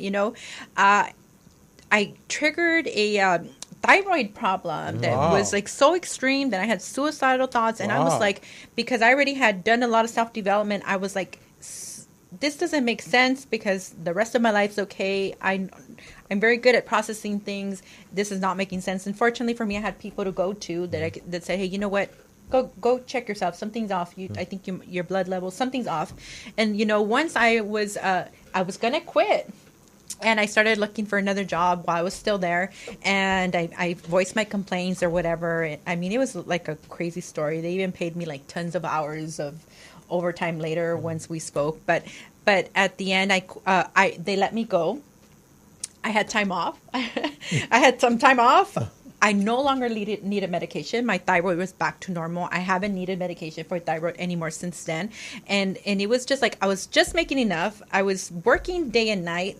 And I was going to do that for another year because it was going to get better. And that was the mentality of a lot of people there. And, I don't want to give too much, information about them. You probably were missing your lunches and your breakfast too, just to work it was for them, it was right? just ridiculous. But a lot of people find themselves in that position. I think, like, had I not done self-development, had I not been self-aware, had I not, already been coaching, had I not known those kind of things, who knows what would have came out of that. That's such a great point you're bringing up. And there's a lot of people that are out there that are doing really bad because they're not they haven't done that work in themselves. And I think that's so important as as a person, period, to invest in our well-being always. And there are people, there's studies, research where people literally walked into their office space and just get sick. Yeah. Their body, their stress level goes up just being around that toxic individuals, being in that environment. Yeah. But you gotta know what your threshold is. The great Parker Palmer, he's a researcher. He talks about when you know your passion and purpose is in line. He says when your soul and your role line up. So your role is, I'm a teacher, I'm a musician, I'm a doctor, I'm a lawyer. He said, but your soul is what you love. I love to paint. I love to talk. He said, but when your soul and your role line up, like a V, that's your true vocation. Yeah, and that's what you were called to do. Yeah. And so you can look at people and they're walking in their truth. Yeah. They're loving it. When you look at their social media, they're not saying I'm going to work. They said I'm going to serve. They said I'm going to give back. So again, changing that vocabulary so to hear you talking about this is what happened to me. This ain't no research study. This was me. Right. My body started to fall apart. And unfortunately, there's some people who stay in that mess and they know it shouldn't be. Be real clear. There's some people, they just going to work for other people. And there's no judgment. But there's a group of us who are not going to do that. That we're in there, we're studying, we're learning. The one thing about me, Brother Gilbert, is that whenever I'm in any space, I want to know everything. So if this were my show, I want to know what the engineer is doing. Yeah. I want to know what the cameraman is doing. I want to know what the camera lady is doing. I want to know what that person is doing because they may not be here. Right. And so I want to be able to do that on my own and to know it because then there may get a point where I need to be behind the scenes and then do that and I can sort of jump right in. And so know as much as, learn as much as you actually can. But if the job that you're in, for those that are listening that want to step out on faith, if that job is about to kill you, you need to get the heck up out of there real fast. I hear that. Because your well-being is more important. But just documenting, what's around you. Just study. The thing is, it ain't that hard. Study success. Also study failure because there's some great things that have come out of that. You guys know the Napoleon Hill book, Think and Grow Rich. What he did was he just interviewed all of these wealthy people, the Carnegies, at that time, all these people that was making all this, Rockefellers. He interviewed them and he just discovered they all had something in common. That's all he did. We can do the same thing. Just look around with social media. You don't have to travel. This guy who did that book at the time, Napoleon Hill, he traveled all over. You have access to social media. Just study what the people are doing. I love Shark Tank. I'm telling you, I'm a Shark Tank junkie. And I'm just watching how people pitch. I'm watching how people, how people respond to them. I'm watching who gets accepted. I'm watching who doesn't get accepted. I'm watching how some of them are coming out arrogant and thinking because they have this great thing that these people are going to accept it. Watch all those things and be mindful of how you sort of put those things to use. I agree with you. We're at the bottom of the hour right now, and we're really going to take another break right now. And you're on the Business Zone. This is amazing, really enlightening. Now you know why he's an inspirational leader. This man, he's got so much information. I can't wait to get in his head on the other side of this hour. So let's go ahead and take a break right now. We're on the Business Zone with Sandy Lou Guerrero, Gilbert Buchanan, your small business paramedic, and this is your man, Dr. Lamar Darnell Shields in the building, rocking my sound bombing shirt. Check me out. Take a break. Hello, meet Larry. Larry is a general contractor. Larry is very good at his craft, but Larry has a very tough time managing his paperwork because he is busy taking care of his clients' needs. Larry just cannot find his important business documents when needed. Larry is also being passed over for bid opportunities from prime contractors because he is perceived as not ready. He doesn't know where his business license, certifications, insurance, and other key corporate documents are located most of the time. Lucy owns an auto body and collision repair shop and has been using a business management and procurement assistance program called Small Biz Pro to keep her business organized, business ready, contract ready, and bank loan ready. Small Biz Pro is a 3-in-1 cloud-based business management, procurement, and market research assistance system designed to help businesses become business ready, contract ready, and bank loan ready. It also provides back-office operation solutions for small businesses. Lucy is able to stay ahead of her competitors because she uses Small Biz Pro to manage her business daily. Lucy just clicks on Small Biz Pro from her tablet, mobile phone, laptop, or any internet-accessible device for data retrieval, and she's got it. Lucy introduces Larry to Small Biz Pro, and now Larry is more organized and can now find all of his documents and new bid opportunities in seconds. Larry now saves $120 in labor costs for each missing or misplaced document. Just simply go to your web browser and log into smallbizpro.net and register today for a limited 30-day free trial offer. Services start as low as $1 per day. Let's put the competition out of business. Small Biz Pro. If you stay ready, you don't need to get ready. Register now at smallbizpro.net and begin saving money.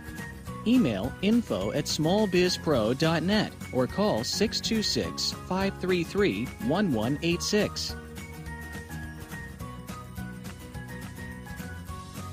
No, I mean there's so much detail, right? We're back. But I think we're back on the Business Zone with Sandy Lou Guerrero, Gilbert Buchanan, your small business paramedic, and who am I today? LeBron James. LeBron in the building, L.A. Lamar Shields. I hear you, Doctor. I hear you.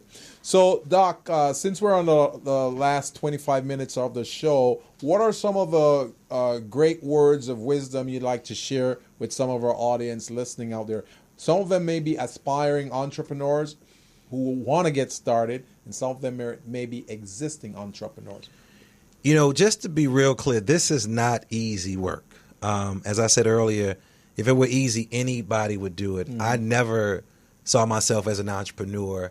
I didn't come from an entrepreneurial family. I come from a family where folks worked a 9 to 5. Yeah. You know, I went to school, traveled all over the country. I always knew that there was something bigger than me that existed out there. And so one of the things that I did is I found, like I said earlier, found great mentors. I started to read more about business. I love magazines like Fast Company and Inc. magazine. I love those magazines because it's like young entrepreneurs. I go to tons of conferences. I'm a podcaster, so I'm now using my podcast as an extension of my work. It's called Sound Balming, which I'm wearing the shirt. And balming is a healing, BALMING. And I get a chance to meet and interview some cool people. But it's not easy work. And if somebody tells you that it is, then they are lying to you. As I said earlier, I'm grateful. I've never had to take out a business loan for my work. Business has been, by the grace of the Creator, gracias a Dios, I'm grateful that business has been great because of the line of business that I'm actually in. But I just study greatness. I study people who are doing it. Yeah. I attempt to model greatness the way that I see it. I attempt to elevate people that look like me because I think we're some of the dopest people on the planet. Yeah. And I think we have a lot to offer. But I am definitely upset that many of us as minorities have not decided to bring our resources together. And so again, I would encourage you to, find a mentor, start reading some great books. I mentioned some of the books earlier, some of the magazines. Look at some of the best apps out there, some of the business apps that exist out there, business podcasts. This is a great example. One, start sharing your story. Start networking, going to some of the events. And when I say networking, don't go in there being arrogant. Just listen. Just listen. Get yourself some cards. I mean, you can go to places like Vistaprint, get them for free. You can go, go Walmart. You can go to, many places to get your cards. The really, really reasonable websites that actually exist. But then also, coming up with a business plan, putting something down on paper is very, very important to have a journal, like a business journal. Document some of the things. Talk about some of your challenges and some of your struggles. And then just surround yourself with people who want to see you win. Yeah. It's unfortunate that many of us surround ourselves with people who are just haters, who don't want us to do well. Right. And like I said, I love what I do. The beautiful part about that, like I can see when you run a business, you can walk into a business meeting like this and with jeans. If you ain't, you can't do that. I love Russell Simmons. I said Russell Simmons can rock his Fat Farm gear at the time because he freaking owns a company. I tell young people, you can't walk into an interview sagging with your pants down and showing off your underwear, or as old school folks showing off your hind parts, hair looking crazy. Once you own it, you can do that. And there's no judgment on that because some days I do want to dress like this. Some days I do. Then the last thing, the inspiration is that really pour into yourself. Spend some time with yourself. There's this whole old statement that says, don't just sit there and do something. But I say, don't just do something, sit there. Just be in the moment. Be in your time. Listen to your spirit. Listen to your pulse. And you'll know when this work is yours because somebody will say, hey, man, brother, it's time to go. It's 8 o'clock or it's 9 o'clock. And you're like, I thought I just got here. That's when you know you're walking in your gift. You're walking in it. And when you're doing it for yourself and not doing it for somebody else. There's a body of research when they research a group of painters, artists, and what they discovered that the painters, when they were hired to do, let's just say an installation, when they were hired to do it, they enjoyed it. But when they were doing their own work, time stood still. That right there was a job. This right here was a calling. And I said, when your vocation and when your soul and your role come together, that's your true vocation. and the money will follow. Believe me, don't lead with that. The money will follow, but just be mindful when it does follow. Are you able to manage the money that's going to come behind you? Right. One thing I'm a huge fan of Dr. King and Malcolm X, and I love who they are and what they stood for. But I tell people all the time, they were horrible businessmen. Yeah. Dr. King died broke. It was your brother from Jamaica, Marcus Garvey, baby. Marcus Garvey, who talked about, giving back. It was your Jamaican brother, Harry Belafonte, who paid for Dr. King's funeral. People don't know that. And so Malcolm X died very, very broke. Yeah. Their life was somewhat different. Yeah. And then people just took off. The King family fighting over Dr. King's stuff. The Malcolm X's family fighting over his stuff. Yeah. And so again, be good stewards of the resources that you have. And believe me, watch the floodgates open. I'm telling you, it's going to happen. That's an excellent point you brought up, because in our teaching and our training, not only do we teach them to run their business and manage their business efficiently, but we also teach them about succession planning. You got to have a succession plan. And most people think of a succession plan that, okay, you're going to die, you're going to pass down your wealth or your equity. It's not about that. Succession planning means a lot of things. It could mean that, hey, I've grown my business to 40 million. Maybe I don't want to run the business anymore. Maybe I just want to sell it. Maybe I want to invest in something else. Or maybe I want to start grooming my kids or my siblings to run that business when I don't want to do it anymore. It's part of succession planning. Part of succession planning is also, okay, I want to gobble up those businesses over there. And when I gobble them up, we're going to take this resource and we're going to add that and we're going to bring them together. We're going to do these things. So that's succession planning right there. So that's another part that small businesses and entrepreneurs need to also So it's realize. interesting, when I was with the folks from South Korea, when we were in Baltimore, there's a guy who created a business. There's a different word of succession planning. Yeah. But what they're doing is there was so much money in Korea that the older folks who were dying off need to figure out ways to manage the money. And I met one of the guys. It's a new business model where they're coming in and they're helping them deal with their wealth, man. They have so much wealth that what they're doing is what you're actually talking about. So he discovered that there's a business model that I can sort of take from that. Yes. While we're trying to create all the same stuff, there's so many ways, so many little things that you can think. The same guy creates these basketballs, footballs, baseballs, and he puts these faces of your children. Yeah. Believe me, nobody else. I said, dude, do not tell me. No. He said, nobody else is doing. We've cornered the market. I said, you mean you taking baseball, basketball, soccer balls, cricket balls, whatever, and you putting kids' faces in? He said, man, you would not believe nobody was doing it. So he said, why not do it?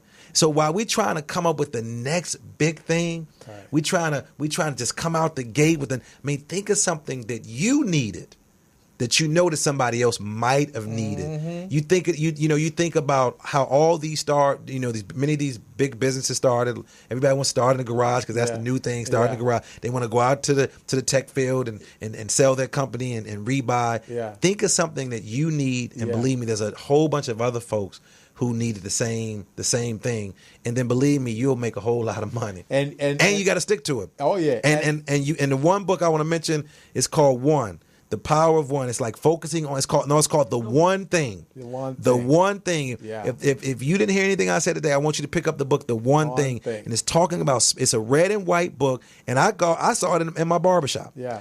My barber said you can take it. I haven't started reading it, and it changed my life about focusing on that one thing. Wow. What happens with a small business? We say, all right, I'm going to sell red shirts one day. Then I'm going to sell black shirts. I'm going to sell. Focus on that one thing. Yeah. Do it well, and then duplicate it. See, the thing about that, many of us entrepreneurs, we get into the space and we're going, oh, I'm becoming an entrepreneur because I want to get rich.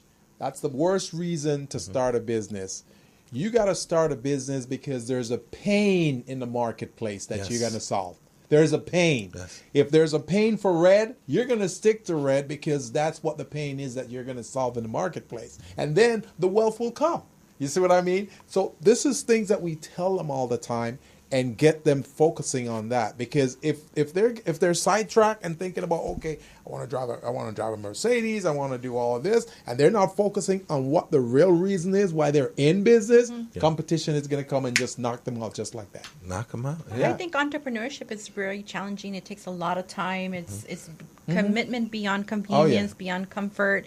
I mean, it's tough. Oh yeah. But if you love what you're doing, it changes everything, because you're more willing to go through that challenging time, to have that limiting resource and that sleepless night and all those different things. But if you choose to do something to get rich and it's not what you love, then you're in trouble, because it's gonna take time. Everything takes time. Not sometimes we have that one opportunity that changes and shifts everything, but until then, if you don't love what you're doing, you're kind of not. You're setting yourself up for failure, but not only failure, but quitting. Farrah Gray, my homeboy from Chicago, who actually lives here now, he wrote a book called Millionaire, another good book.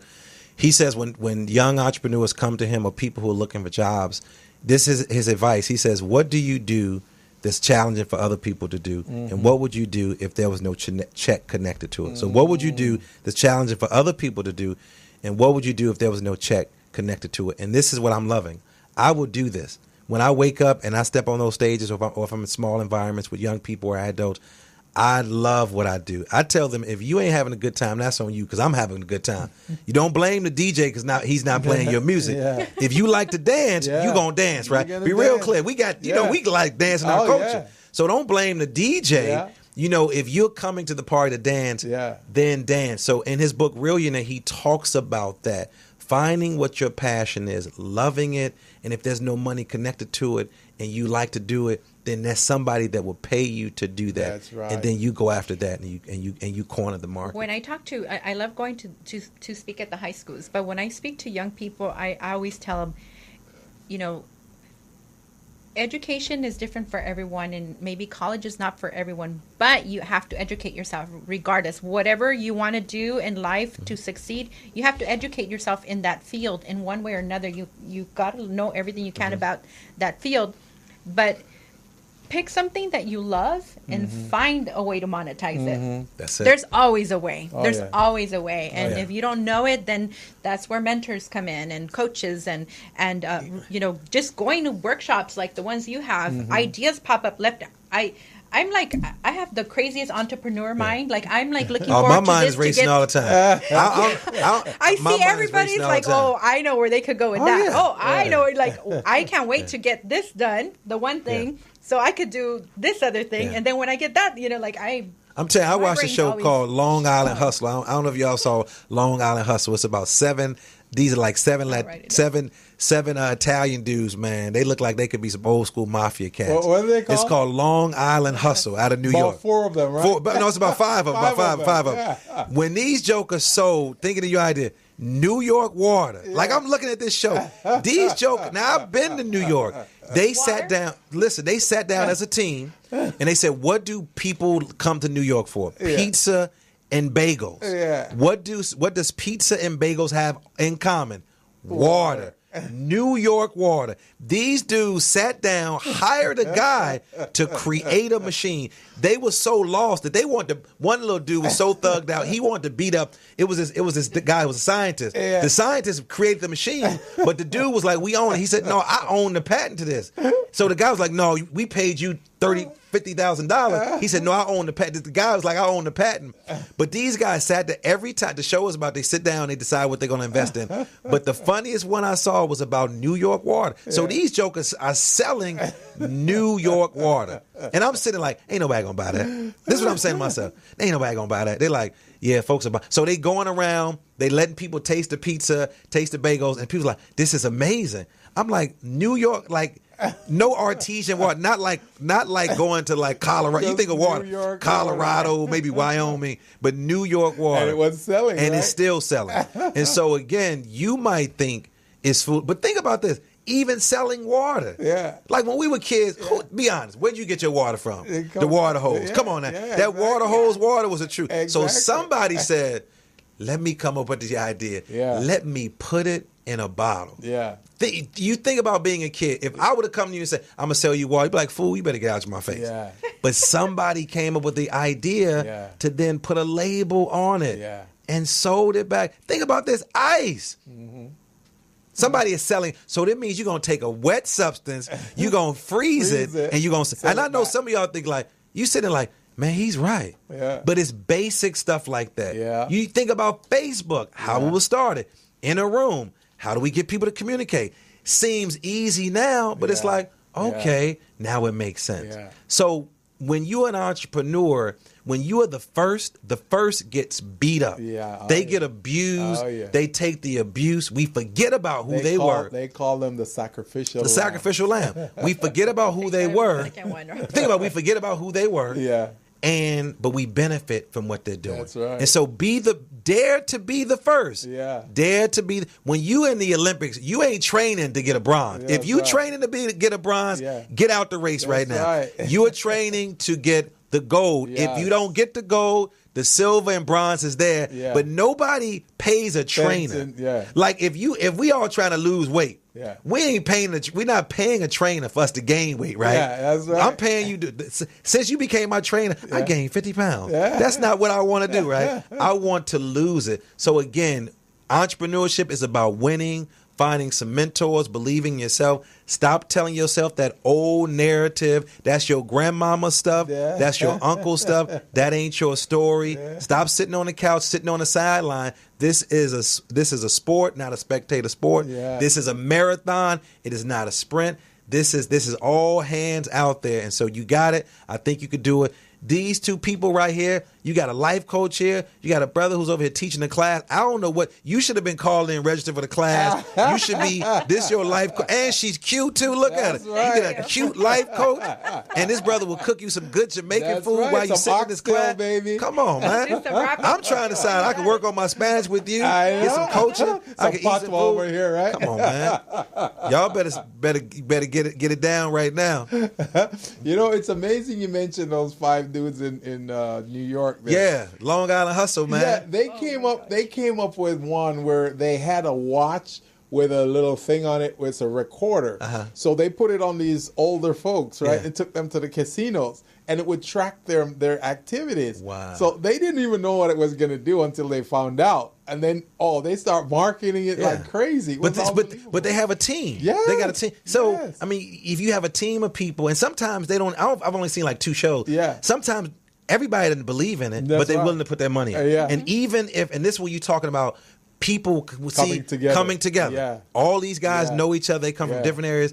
And if one of them, because one of the episodes, one guy couldn't put up the 10,000, they said, all right, we're going to put it up for you. Yeah. We're going to pay. That's what entrepreneurship is about. That's how small businesses stay in business together, is looping it back around and supporting each other. That's so it feels good to have a partner where you can come up with these crazy ideas like water and like depending on the note. You about to say something? No, actually, as you were sharing about the water, I was remembering a story of my dad, God rest his soul, but I remember many, years ago, he was like, I was thinking of a business. He always had all these ideas, right? And, he was funny, so we thought he was crazy sometimes. He was funny, He's all like, I'm gonna start a business where you clean up people's dog poop, and we're like, oh my, you're crazy. We're like thinking he's crazy, and we're laughing at him, right? So then later, maybe a few weeks later, I think it was on the news. Someone that charges to go. He's all like, hey, you gotta watch the news. Somebody that charges to go pick up the poop from people's yards, like for like senior citizens, or that they couldn't pick up their.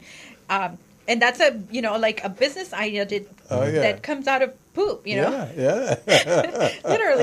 Unbelievable. So don't knock your ideas. I think sometimes that we overthink it. Yeah, and sometimes the idea may seem really simple, but it's great. It's a great thing. It turns out to be something that's it's very innovative, and you can make a lot of money on it. So just like with T-shirts, when we first started T-shirts, people did some things with T-shirt, but now people are putting the designer and messages on it. I just interviewed, I don't know if you know her name, is Kalila Wright, who created a company called Mess in the Bottle. She'd be a great interview. Yeah. But Venus and Serena's ran her shirt. Yeah. You might have seen her shirt. It's called it says "Queen rule like a king." She came up with all these messages right after the situation in Starbucks. She says, "I like my coffee black without prejudice." I love that. And so again, it goes. I want to touch on what you said. I had to pull this up because I always forget.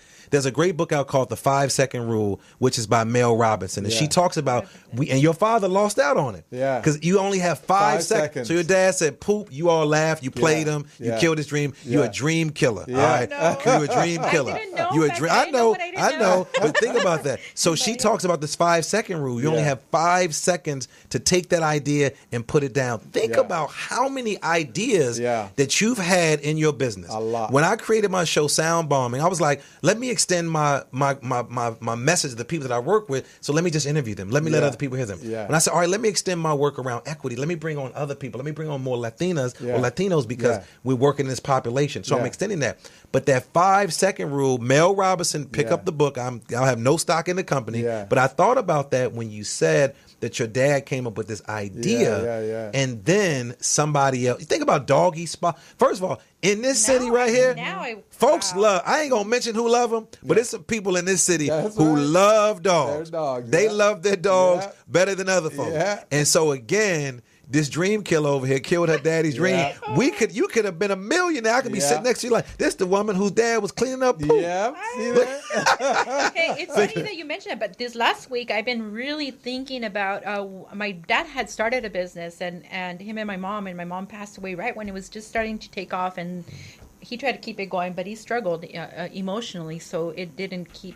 But now I have a brother in Vegas, and I'm thinking, he's trying to figure out what he wants to do, but I'm like, I think that business is a really good business. So I'm really in the idea of the poop business. No.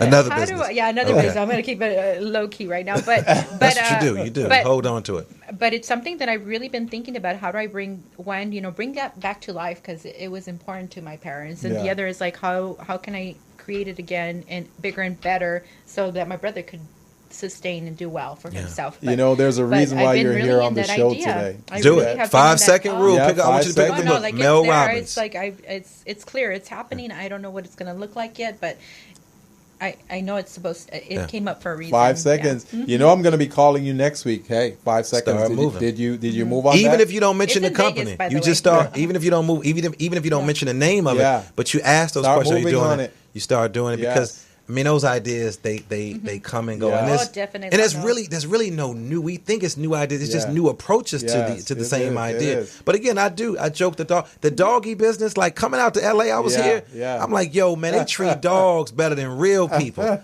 I'm like, I love dogs, but ain't nobody kissing me and licking my ice cream. Where they licking themselves in a doggy spot. You could have that's what I'm saying. To Uber walk your dog. I mean, it's pretty insane. But I mean, there's a market for everything. I think that's what we got to remember. There's a market. There's a market on the East Coast. We have all these bridges, and I'm sure they're here. There's a market where people will pay you that you can find a person that will drive you across the bridge. Really? Will drive. There's a group of people that you can call if you're afraid to cross the bridge. They must be Jamaicans or Haitians. See, he can say that. See, I wouldn't say that, but now that you said it, yes, most they of them are. Right? See? I do it. But it is a business because there is a need. There was somebody who drove to the bridge and who was afraid. Yeah. And they might have shared it with somebody else, and then somebody else had the same phobia, and then somebody said, "Well, if there's a need." Don't worry about it. I'll take care of that. Uber was a great example. Yeah. When you look at Uber to be able to knock the taxi business out of and Netflix, I just saw this image of a shark like Netflix eating up Blockbuster. Remember, Blockbuster was it. But when you rest on your laurels and you think that you are the big cheese, and you got a company like Netflix, has not been around that long. No. They come and knock out Blockbuster that was everywhere. You know why? Because they were thinking out of the box. That's it. Well, like Toys R Us. That's a soft spot right there. I'm about to start crying. But the thing is that I think that we got to keep evolving and we got to keep learning and we got to keep elevating ourselves. And if we become complacent and we don't get comfortable, just like social media, we got to keep learning the new technologies. We got to learn the new programs. Who's listening? Who's watching? Who's what new app, etc. What makes it easier for us? What makes it easier for them? What's going to give us a bigger reach? It's constantly changing, and if we're not learning and changing and evolving with it, then we're going to be be left Gotta behind. stay fresh. Well, we're at the top of the hour right now. This show has been wonderful. It's like there's so much innovative and creative information. I had something I wanted to throw in there, but we're out of time. So if what we're going to do right now, we're going to have you just give us some final words, tell us where you're going to be, how people can get a hold of you, and a phone number, a website, something. So you can hit me on all social media, LamarDarnellShields.com, Change Agent 2 on Twitter, Lamar D. Shields on Facebook. My website is drlamardarnellshields.com. Google me. My website, I'm rocking the shirt right here, my new show, soundbombing.com. That's SOUNDBALMING, soundbombing.com. Number 855-226-2500 or 1-800-CAMBIO1, CAMBIO1. LDS at thecambiogroup.com. Just grateful and honored to be here. But check me out, Soundbombing. I'm excited about my show, the people I'm working with, and I love what you guys are doing here. So you guys have been great. And I'm on the road. I'm going from Temecula tomorrow, South Bend, then Chicago, and then we're going to be headed to Arizona, Sedona, to do some work. And then we're going to wrap up the year bringing my team together to focus on goals for next year. So I have my team members coming to Maryland to focus on the goals for next, because we coming out in Spanish, Dale Duro. I'm coming out. I'm hitting it hard, right? Right. We're going to hit it hard. We're going to hit it hard. So, my Small Biz Pros, that's the information. What we're going to try to do, we're going to try to bring back Dr. Shields sometime soon, perhaps in 2019. And try to see if we can get him around about the end of the year. I know he's going to be traveling and all of that, but if not, we'll try to bring him back 2019. Sandy. All right. Anything you want to share with our great audience? Well, thank you for watching, and thank you. It was definitely a pleasure meeting you, and I look forward to getting to know more about you and connecting with you. And thank you for the invitation. I had a great time, and you're near and dear to my heart. It's always a great positive space of just always learning. So thank you all for watching. You can go to my website, sandylouguerrero.com or lifestracecoaching.com, and find me on Facebook at Sandy Lou Guerrero. So thank you. Tell them about your show. When is it? And yes, I have my show, Facebook Live, Transform Your Life with Sandy Lou and Friends, every Tuesday evening at 8 p.m. Pacific Standard Time. And stay tuned for my show honoring our veterans with a live audience. If you want to be a part of it, please reach out to me directly. We have a live audience show. It's going to be on November 12th in the city of Monterey Park at the American Legion, Post 397. It starts at 6:30. Please message me if you want to support, volunteer, or sponsor, and I look forward to seeing you there. And this has been the Business Zone with Sandy Lou Guerrero. Who am I today? Leon Isaac Kennedy, Lamar Darnell Shields in the building. And, of course, Gilbert Buchanan, your small business paramedic. My co-host, Crystal, is not here today, but she'll be back next week. My Small Biz Pro, we've disseminated some great information today. I want you guys to listen. You may not hear everything we said today, but I'm sure there's at least one point you can walk away with. I want you to think about that one point. And if you've missed it or you don't remember what we talked about today, you can go to YouTube and just type in the Business Zone with Crystal and Gilbert. You'll get you'll get videos of all of our shows. You can go back through it and do it. We're out. As a small biz pro, I saw we roll, using procurement, program, and control. As a small biz pro, I saw we grow, using procurement, program, and control. I'm a businessman, yes, I'm an entrepreneur. Oh yeah, I'm a businessman, yes, I'm an entrepreneur. Oh yeah, I'm a businessman, yes, I'm an entrepreneur. I'm a businessman, yes, I'm an entrepreneur. Ooh, yeah. Crystal Mitchell, do you have my business plan? Just review the pages of my marketing plan. Crystal Mitchell, do you have my business plan? Just review the pages of my marketing plan. Got my capability statement, yes, I'm ready to go. Got my balance sheet, my P&L, my statement of cash flow. I'm a businessman, yes, I'm an entrepreneur. Ooh, yeah. I'm a businessman, yes, I'm an entrepreneur. Ooh, yeah. I'm a businessman, yes, I'm an entrepreneur.